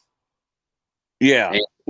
And it could screw with Bigfoot too, maybe, right? So, well, before I say what I'm going to say, Baker's daughter, absolutely. I'm glad someone else knows this because I've said this same thing before. Of course they Raccoon, yeah, raccoons could open up a jar of peanut butter. I've had so many people say, "Yeah, so can a I've bear. had, yeah, oh yeah." Yeah. Well, they'll say, "Well, bear don't have thumbs." Well, it doesn't matter. They have a strong paw. They know how to play around. They got a mouth. They can hold it onto it with their paws and put it in their mouth and twist and turn. Well, the thing is, I stopped doing the food gifting, and I started trying to tell other people not to do it for the very fact we don't know if we're causing more harm than good because we don't know if those animals or any other subject out there that may encounter the food that we put out there, if they're allergic to anything or have any allergic action, we could be causing some serious damage. You know, I mean, we know, yeah, bears are scavengers; they eat almost anything they can get a hold of. But the thing is, we bears and other wildlife, again, we don't know if we're causing damage or not. So, my suggestion and my recommendation is if you're going to gift something, use other objects, use trinkets and whatever, use something natural. Because I mean, as far as you got to keep in mind, you got to look out for the well being of wildlife in general. You got to think about their well being because as humans we have a lot of things that we're allergic to. I'm not allergic to anything, and I know, but there's a lot of people that are. But animals react different to our human foods, our processed foods. I think if you're gonna use any kind of food, if you want to use any kind of food, if you're going to, regardless of what I say, use something that's organic, fruit or a vegetable. But then again, that's still not going to stop the other known species of animals to interact on that product. You got to keep that in mind. And but if you're going to gift, man, put a camera on it, but hide it, and have fun with it. That's why a lot of people do it anyway. If you're not having fun with these experiments, then there's no sense of even trying anyway. But it's a fun thing to do. I'll admit to that. I know it's fun for me to do. I haven't done it in a while, but it is what it is. So, see, yes, as Nikki said, sweeteners. So, yeah, there's tons of wildlife. I mean, it's just wildlife likes some of our stuff. So if you put it out there, we'll take it. I mean, heck, they'll come get it out of your pack, just like you're talking about the raccoons, man. Like their little freaking weird little hands, Oh yeah, absolutely. They'll get into your pack. They'll take your stuff. Like, Huh. Interesting. I mean, I mean, my buddy Ernie, man, he's always like, he took the position about that stuff. He's like, well, if you're gonna give something to Bigfoot, give them alcohol. Get them get them drunk, throw them off their game, and then that way maybe you could actually like sneak up on them or get a picture of them or whatever. And I'm like, yeah, that's actually a better idea. But then you have to calculate, well, what amount of alcohol would it take to get a Bigfoot drunk? I don't know. I just saw that Kim handed you some Bigfoot bait. Yeah. He's killed 2 already, so.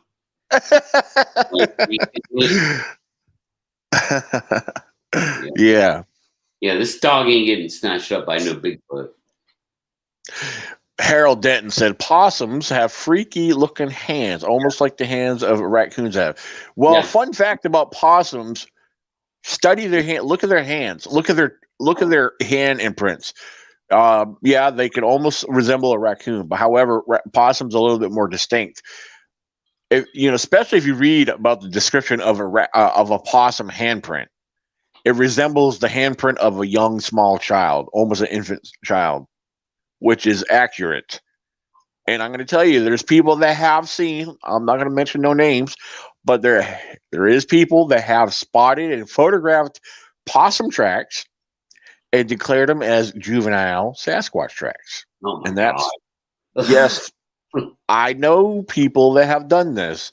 They even made a cast of it. but that's all I'm saying. Okay.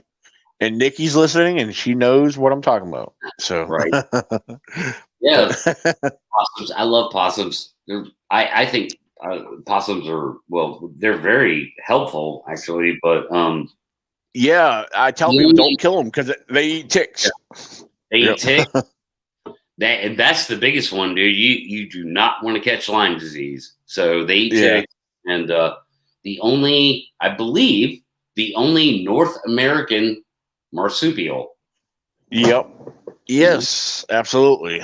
So known marsupial in North America. Yeah.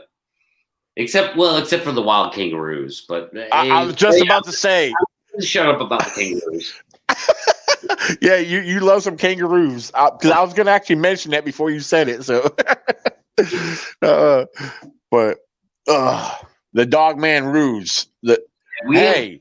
There are feral kangaroos escaped or otherwise for whatever reason around places like Texas and stuff. But yeah, there's a kangaroo sanctuary about 15 miles away from me. So really, if a couple escape, then you got kangaroos hopping around North Georgia. I mean, shoot, they go there. You just let them get loose, and you'll have dogman sightings.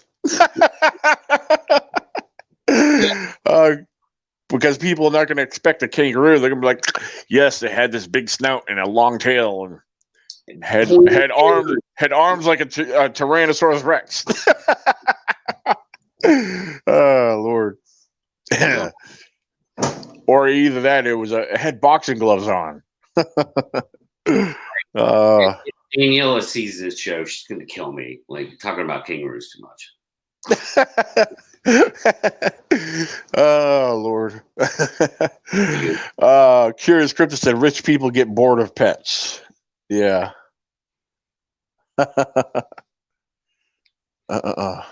Right, yeah. So I mean, I know what he's saying. I guess with the exotic pets, that's why we have 20-foot pythons down in Florida, and or monkeys or whatever. But I'm not talking about rich people. I'm talking about, and me and Kim, we actually know somebody that owns a zoo here in North Georgia. So they have a lot of different animals, including a wolf, and things like that. Predators. Had a mountain lion actually just died, and all kinds of primates, including a lemur. Is there a lemur? Yeah, a lemur and different kind of primates. So it's so in that case, it's not rich people because they're not rich by any means because they have a bunch of animals to take care of. Because it's a zoo, it's like it's a zoo. So. Hey, you check this out. What Barry just said right here. This is it. I didn't know this. He said Lauren Coleman used to do reports on phantom kangaroos here in the States. Yeah, I never do nothing about that. That I'm telling you, it's a thing. There's a people see, but what they describe are actual kangaroos. But people do see what we can only assume are feral kangaroos out in certain parts of the U.S. Which can only be explained really by escaped from some sort of sanctuary or zoo,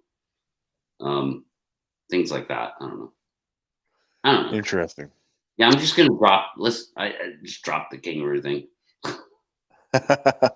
Well, Harold's added to the kangaroo thing here. Oh, he said there is an Australian couple on Facebook who run a kangaroo rehab facility. Rufus is a huge male that has his own couch that he sleeps on. Interesting. And then Aubrey and Jamie said, yeah, I saw that video. Super cute. Huh. Okay. And then Barry was saying, yeah, about Lauren Coleman. It's in some of his books. He included them among cryptids. Oh, That's interesting. I wonder if that was something I might have read. But I do have one of Lauren Coleman's books, and I read it from cover to cover, and it's a really great book. It has a lot of detailed reports and other information in it, and I need to read it again. It's such a good book. I was really into that, but it was Bigfoot, apes among us, or apes in North America, something like that. One of those books. But yeah, it was. Yeah, apes among us. Yeah. Yeah, it was a good book. It's one of Lauren Coleman's many books, but it's the only one of his I do have. So it was a good book. Yeah, there's actually other books. There's some new books out. One in particular that I can think of off the top of my head. Oh man, I'm gonna have a brain fart trying to remember it. But Sharon Ebby is the author, and the book, I need to buy a copy. They're $30 a copy. They're actually a pretty big book. It's real thick, and it's beyond something. Bigfoot Beyond and Beyond, or something. I forget what it's called, but I will promote it later. I have done it. I have shared it when she first put it out there not long ago. But it's a good book. It consists of, actually I promoted it when I was on Bigfoot Odyssey, but yeah, you're right. Yeah, I remember that. I remember. Yeah. So yeah, it's. I think it's going to be a very fascinating book. I'm anxious to get it and start reading it. To check out the work that she put into it. For the very fact, like I said, I know that it consists of several different Bigfoot researchers and their belief on the subject itself, and it includes their research and their beliefs about everything as well. So yes, and the reason I was promoting it, because yes, I was one of the several that were included in it. So, but yeah, again, it's by Sharon Ebby. You can find it on Amazon. So, yeah. Damn, I wish I could remember the exact name of it. I know I probably have it written down, but I don't have none of my notes near me right now. So yeah, just find Daniel's appearance on the researchers report. A few weeks ago? Yeah, but yeah, a few weeks ago. Yeah, Daniela pulled it up and showed the hard copy and all that. So yeah. For those who like to follow, or even if you don't follow, go check out Bigfoot Odyssey. If you want to see my episode where I was a guest on there, just go on YouTube and put Bigfoot Odyssey and my name, Daniel Benoit, and you'll find it. So, so yeah, I went and checked on that. It's slowly getting up there, because I saw somebody commented one time before saying something about, yeah, because Bigfoot Odyssey doesn't get the big reviews like they once did. Like they only average between 4,000 or 5,000, views. I think that's because, if you check up on them, like mine's over 7,000 views, I think, right now. My episode, right? It's getting up there. I know, like mine, like things don't happen overnight. Here's another thing to consider. I mean, because Bigfoot Odyssey, they got over 28,000 subscribers, and the thing is, you have all these other Bigfoot channels, and people follow a lot of different channels, so there's a lot to keep up with, and when they have time, they're like, oh yeah, I still have to go check out this one, because there's people, that's what they look forward to. They do look forward to checking all these different ones. It gives them something to do in their free time. So yeah, and some of that is like the content that Carrie Arnold has put up on the Bigfoot Odyssey channel with some of his little, like, mini documentaries. Right. It might have like a couple 100,000 views. So as opposed to a weekly researchers report that typically gets between 5,000 and 8,000 views, Yeah. Yeah. So that other kind of content, which is completely different from, what we're doing now, basically right here, right now, which is a like little mini documentary that Carrie puts out. Those are the highest viewed content things on the Bigfoot Odyssey channel. So it's sort of apples and oranges, like it's a good channel. It's a healthy channel. You know, it's actually 32. It's about 32,000 subscribers. So compared to my two, I'm gonna hit 200 and like make a big deal out of it. Like, hey, I've done that before. Don't feel ashamed. I've had my channel for. Yeah, I've had my YouTube channel for several years, and you know, there's people that have had their channel a whole lot less time than mine and got way more than I do, and you know, with what Aubrey and Jamie said, I noticed the same thing. There's YouTube channels out there that put stuff out there just for views. It doesn't matter if it's garbage or not. Right. You know, there's people that will put anything out there. Content. Period. What's that? I just said I want good content on my channel. Period. Right. So I don't care if it's 200 subscribers or 800 or whatever. Like, I don't care, man. Like, I know how to get views. You know, I can go walking in. You know, me and Kim can go walking around the woods looking for Bigfoot, and I could probably get 10,000 views off that easy.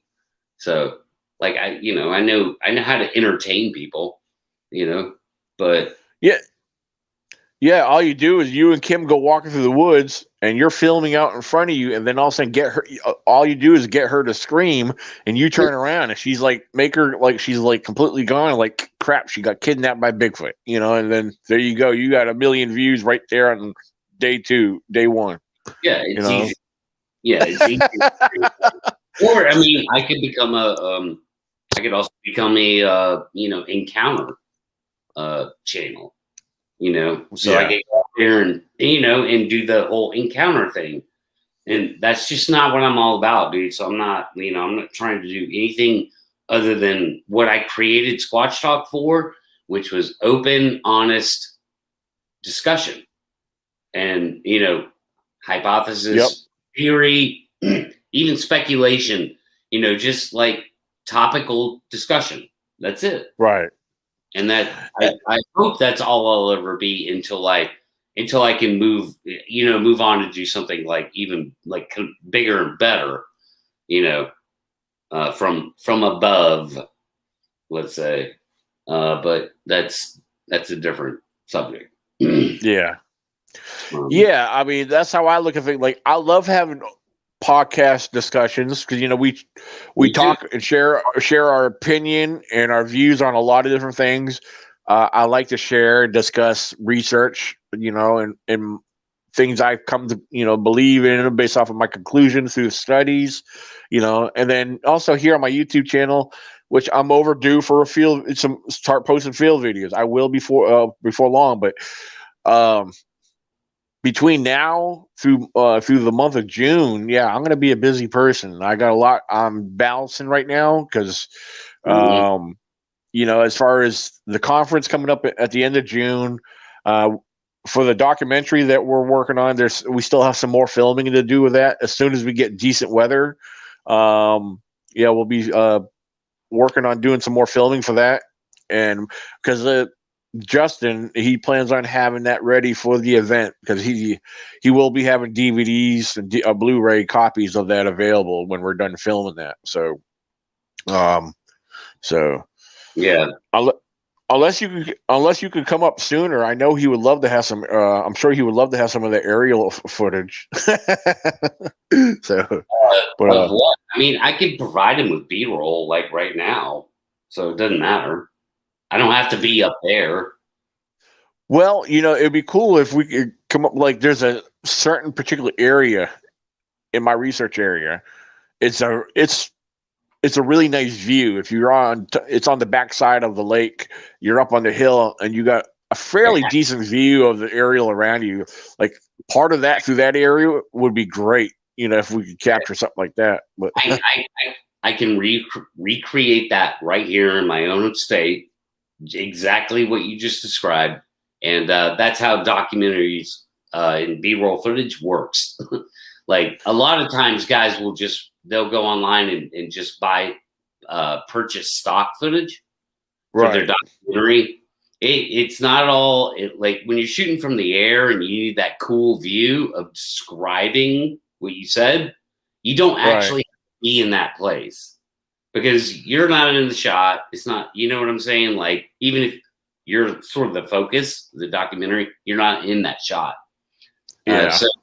So yeah, you know what? I mean, put me in touch with him, dude. You know, I'd probably even just give it to him free, honestly. You know, just to kind of network with somebody that's producing. You know, Yeah. so yeah, I could provide him with some of that stuff, dude. That'd be fun, actually. Yeah, because the truth is, I know from what he explained to me, he's not going to be really making a lot of money off of this because he's going to be setting it up on the DVD and Blu-ray. So when we go to sell them, I guess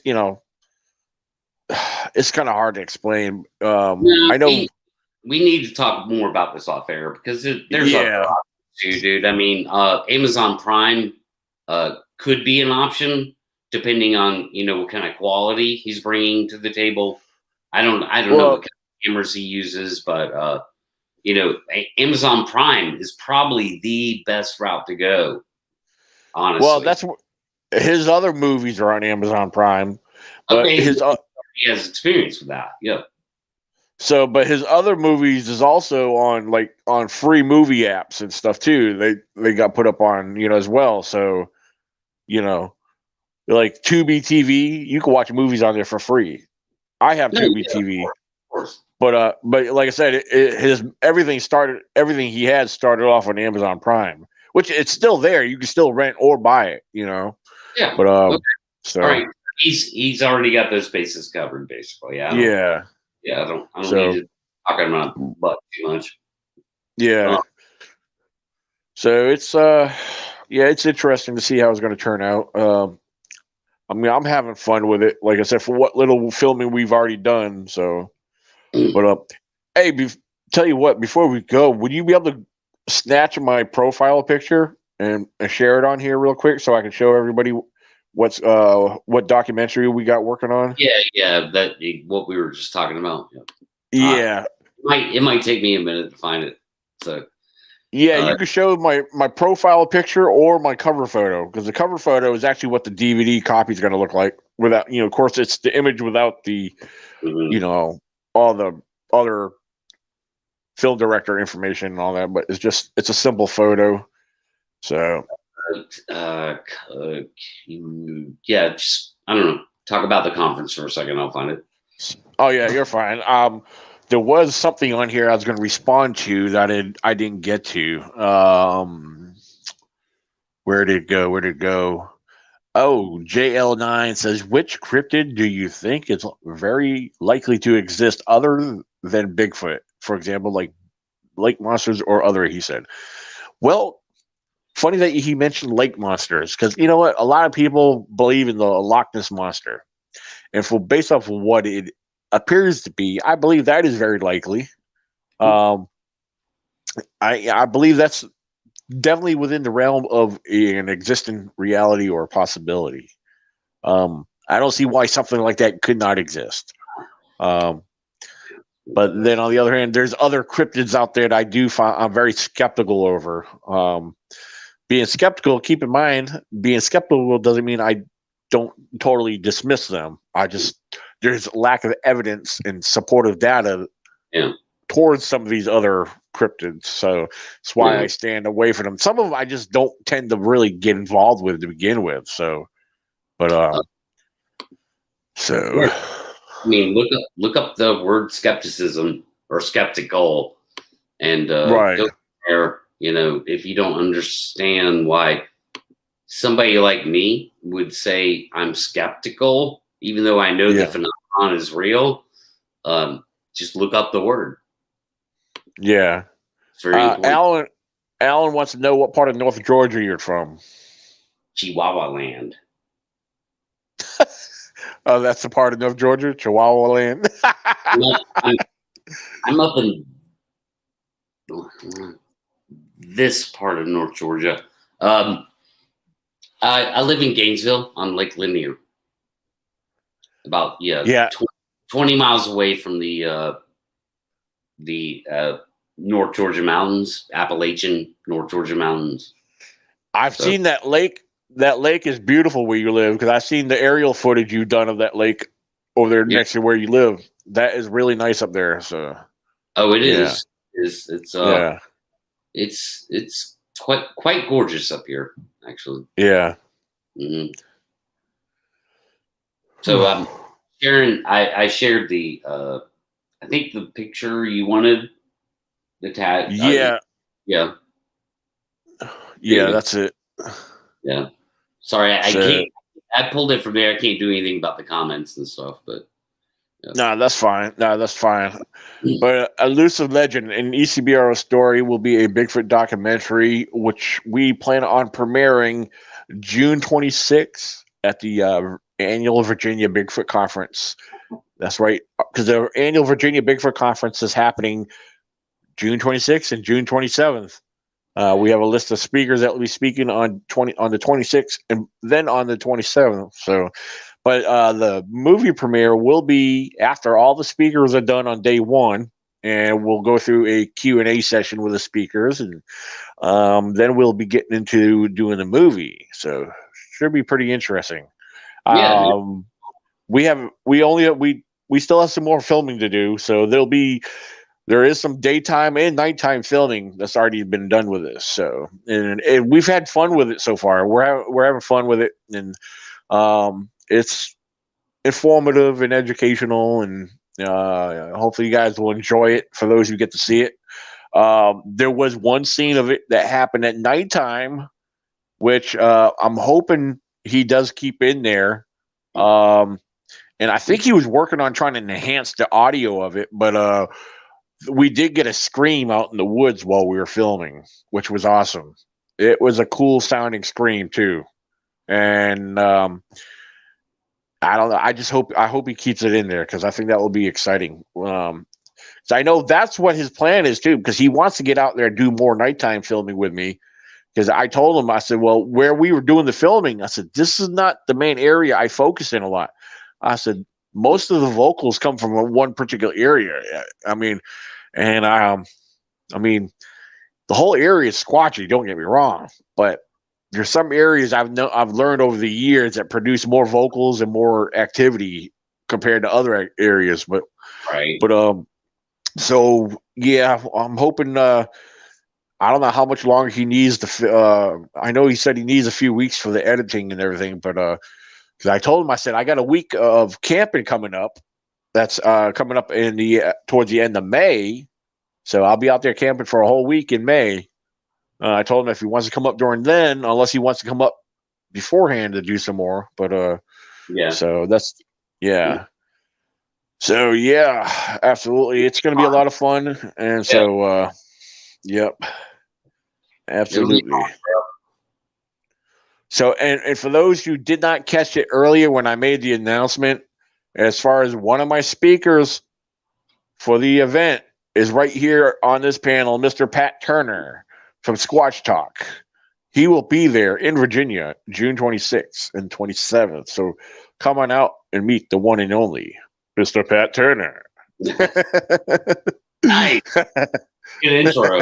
You have to do it just like that to introduce me into the speakership.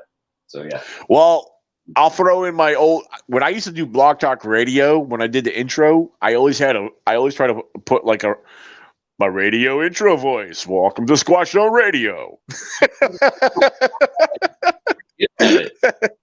So I've had a lot of practice. But you need to record your anchor ad that way, dude. Yeah, I do certain bits and clips of because when I go back and edit, I add other clips in some of my radio sessions on there. So, and speaking about radio sessions, if you guys are you guys are podcast fans, you guys got to go check out ECBRO Bigfoot Radio on Anchor, Spotify, iHeartRadio, Castbox, yes, Apple Podcasts. Mm-hmm. Everything you guys listen to, Steve calls on, I'm on the same thing, and I'm on Pandora. Woohoo! So Yeah, check it out. ECBRO Bigfoot Radio. So, and then Pat, you have Squatch Talk Radio now. I do. Yes. Yes. So On you the can same. go to anchor.fm/Squatch Talk. Will take you straight to the platform for my audio shows, podcast. Yeah. Mm-hmm. Yep. Absolutely. Harold Denton said, "My Walking Dead zombie man, Pat Turner."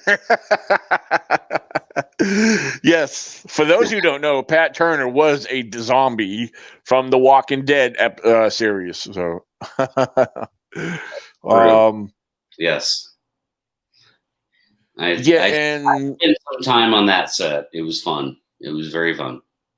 And Sasquatch is asking if the Ohio Bigfoot Conference is going to happen this year. That information I do not know. Yeah, I don't However, know I know of other Bigfoot events that are scheduling and posting that they plan on having them this year. The Ohio Bigfoot Conference, that's a good question because theirs usually happens in May. I have not been following any information about them yet. If they're not having it in May, they may be doing it later in the year. But I know they only shoot for the month of May. So, but that's a good question. I'll definitely have to look into that.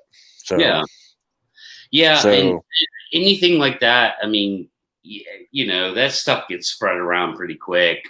With the announcements and speakers, who's going to be there and stuff like that. So,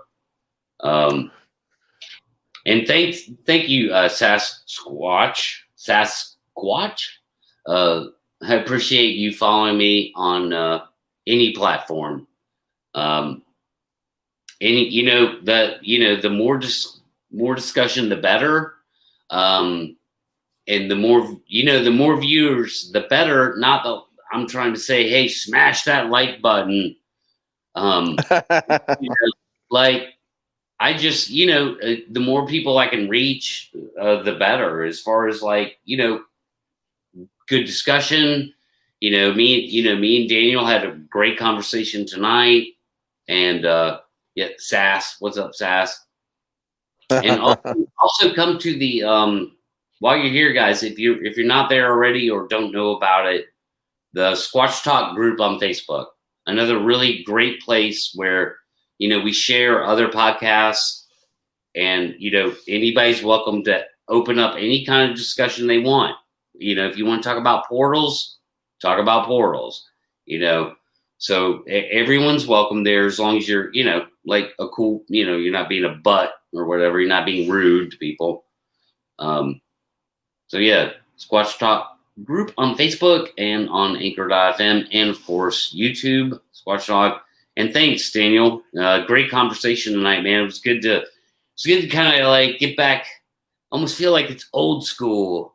It was just 1 year ago we were doing this every Friday night, basically. Yep.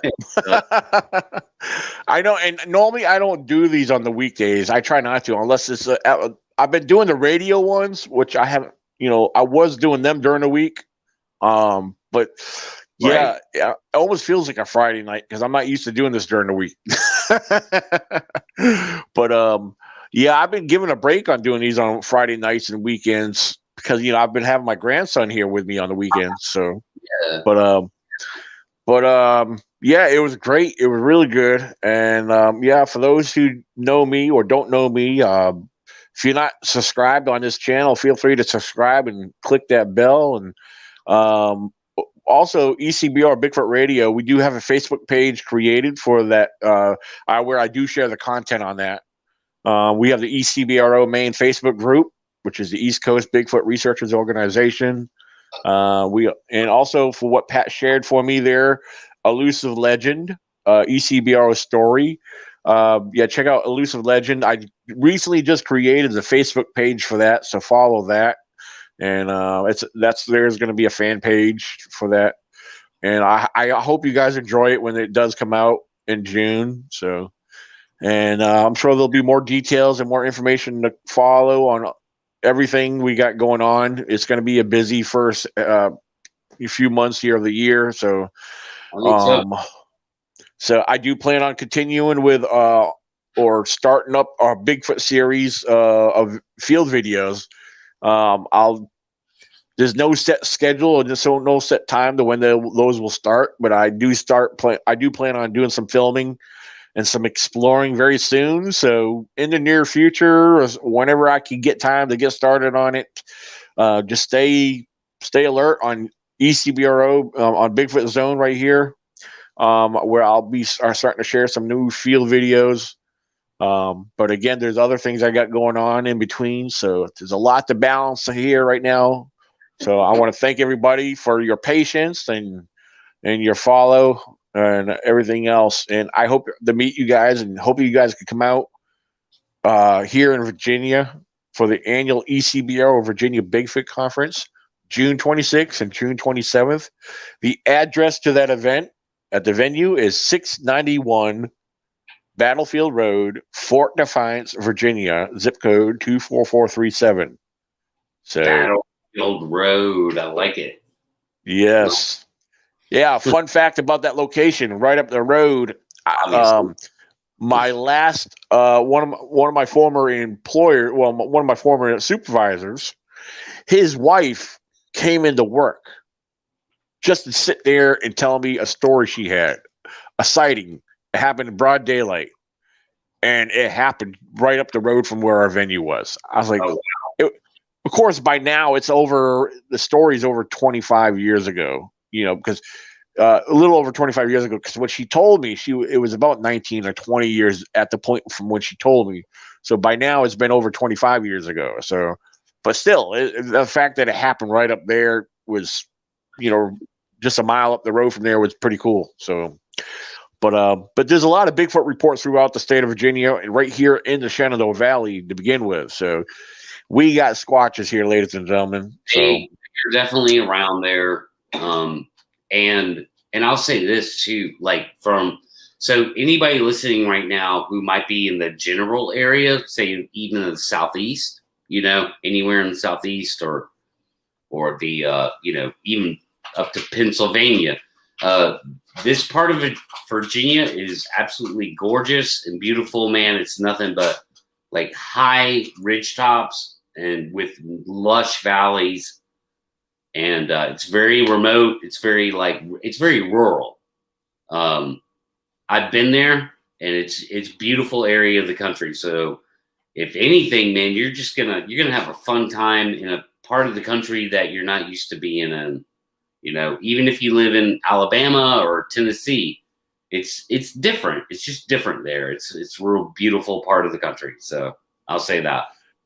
Absolutely. And I've been in question. I've had a few different people ask me already because I was planning it the previous year, but usually the day before the event, I usually plan a get together and take people out to go scouting and exploring in the evening. And I am going to try my best to make that happen this year.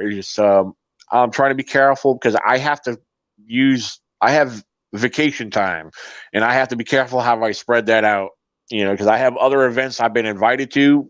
It's going to require time to take off. So if I could squeeze in, which I think is very possible. So there will probably most likely be a Bigfoot hike exploration on the 25th of June, which is the day before the event starts. So, yes. And if you plan on coming from out of state and you want to attend the event and want to stay, there is a Holiday Inn in the Stanton Holiday Inn and Conference Center. It's about 15 minutes from the venue. That's where most of our speakers and other attendees plan on booking. So, I just thought I'd throw that out there. I'll have information added to the website. I'll have information on the Facebook event page. So you can check out the website, which is www.vabigfootcon.com. So, and then again, the annual ECBRO Virginia Bigfoot Conference on Facebook. So check them out, follow, and all that good stuff. And it's going to be a great time. Yes, indeed. It'll be a lot of fun, man. I can't wait. Yeah, we have a lot of vendors set up for that too. So there'll be a lot of vendors to browse and all that good stuff. So yeah, man. But so let's go ahead and close it up, ladies and gentlemen. Thank you all for hanging in there with us tonight, and especially for interacting. We love interaction on here. So, so if you guys are just jumped in here late, just feel free to go back and watch it, or over the next couple of days, be on the lookout for this. I'll have this downloaded in audio form on ECBR Bigfoot Radio. So, ladies and gentlemen, keep it squatchy. This is Daniel Benoit. Good night. Of course, when I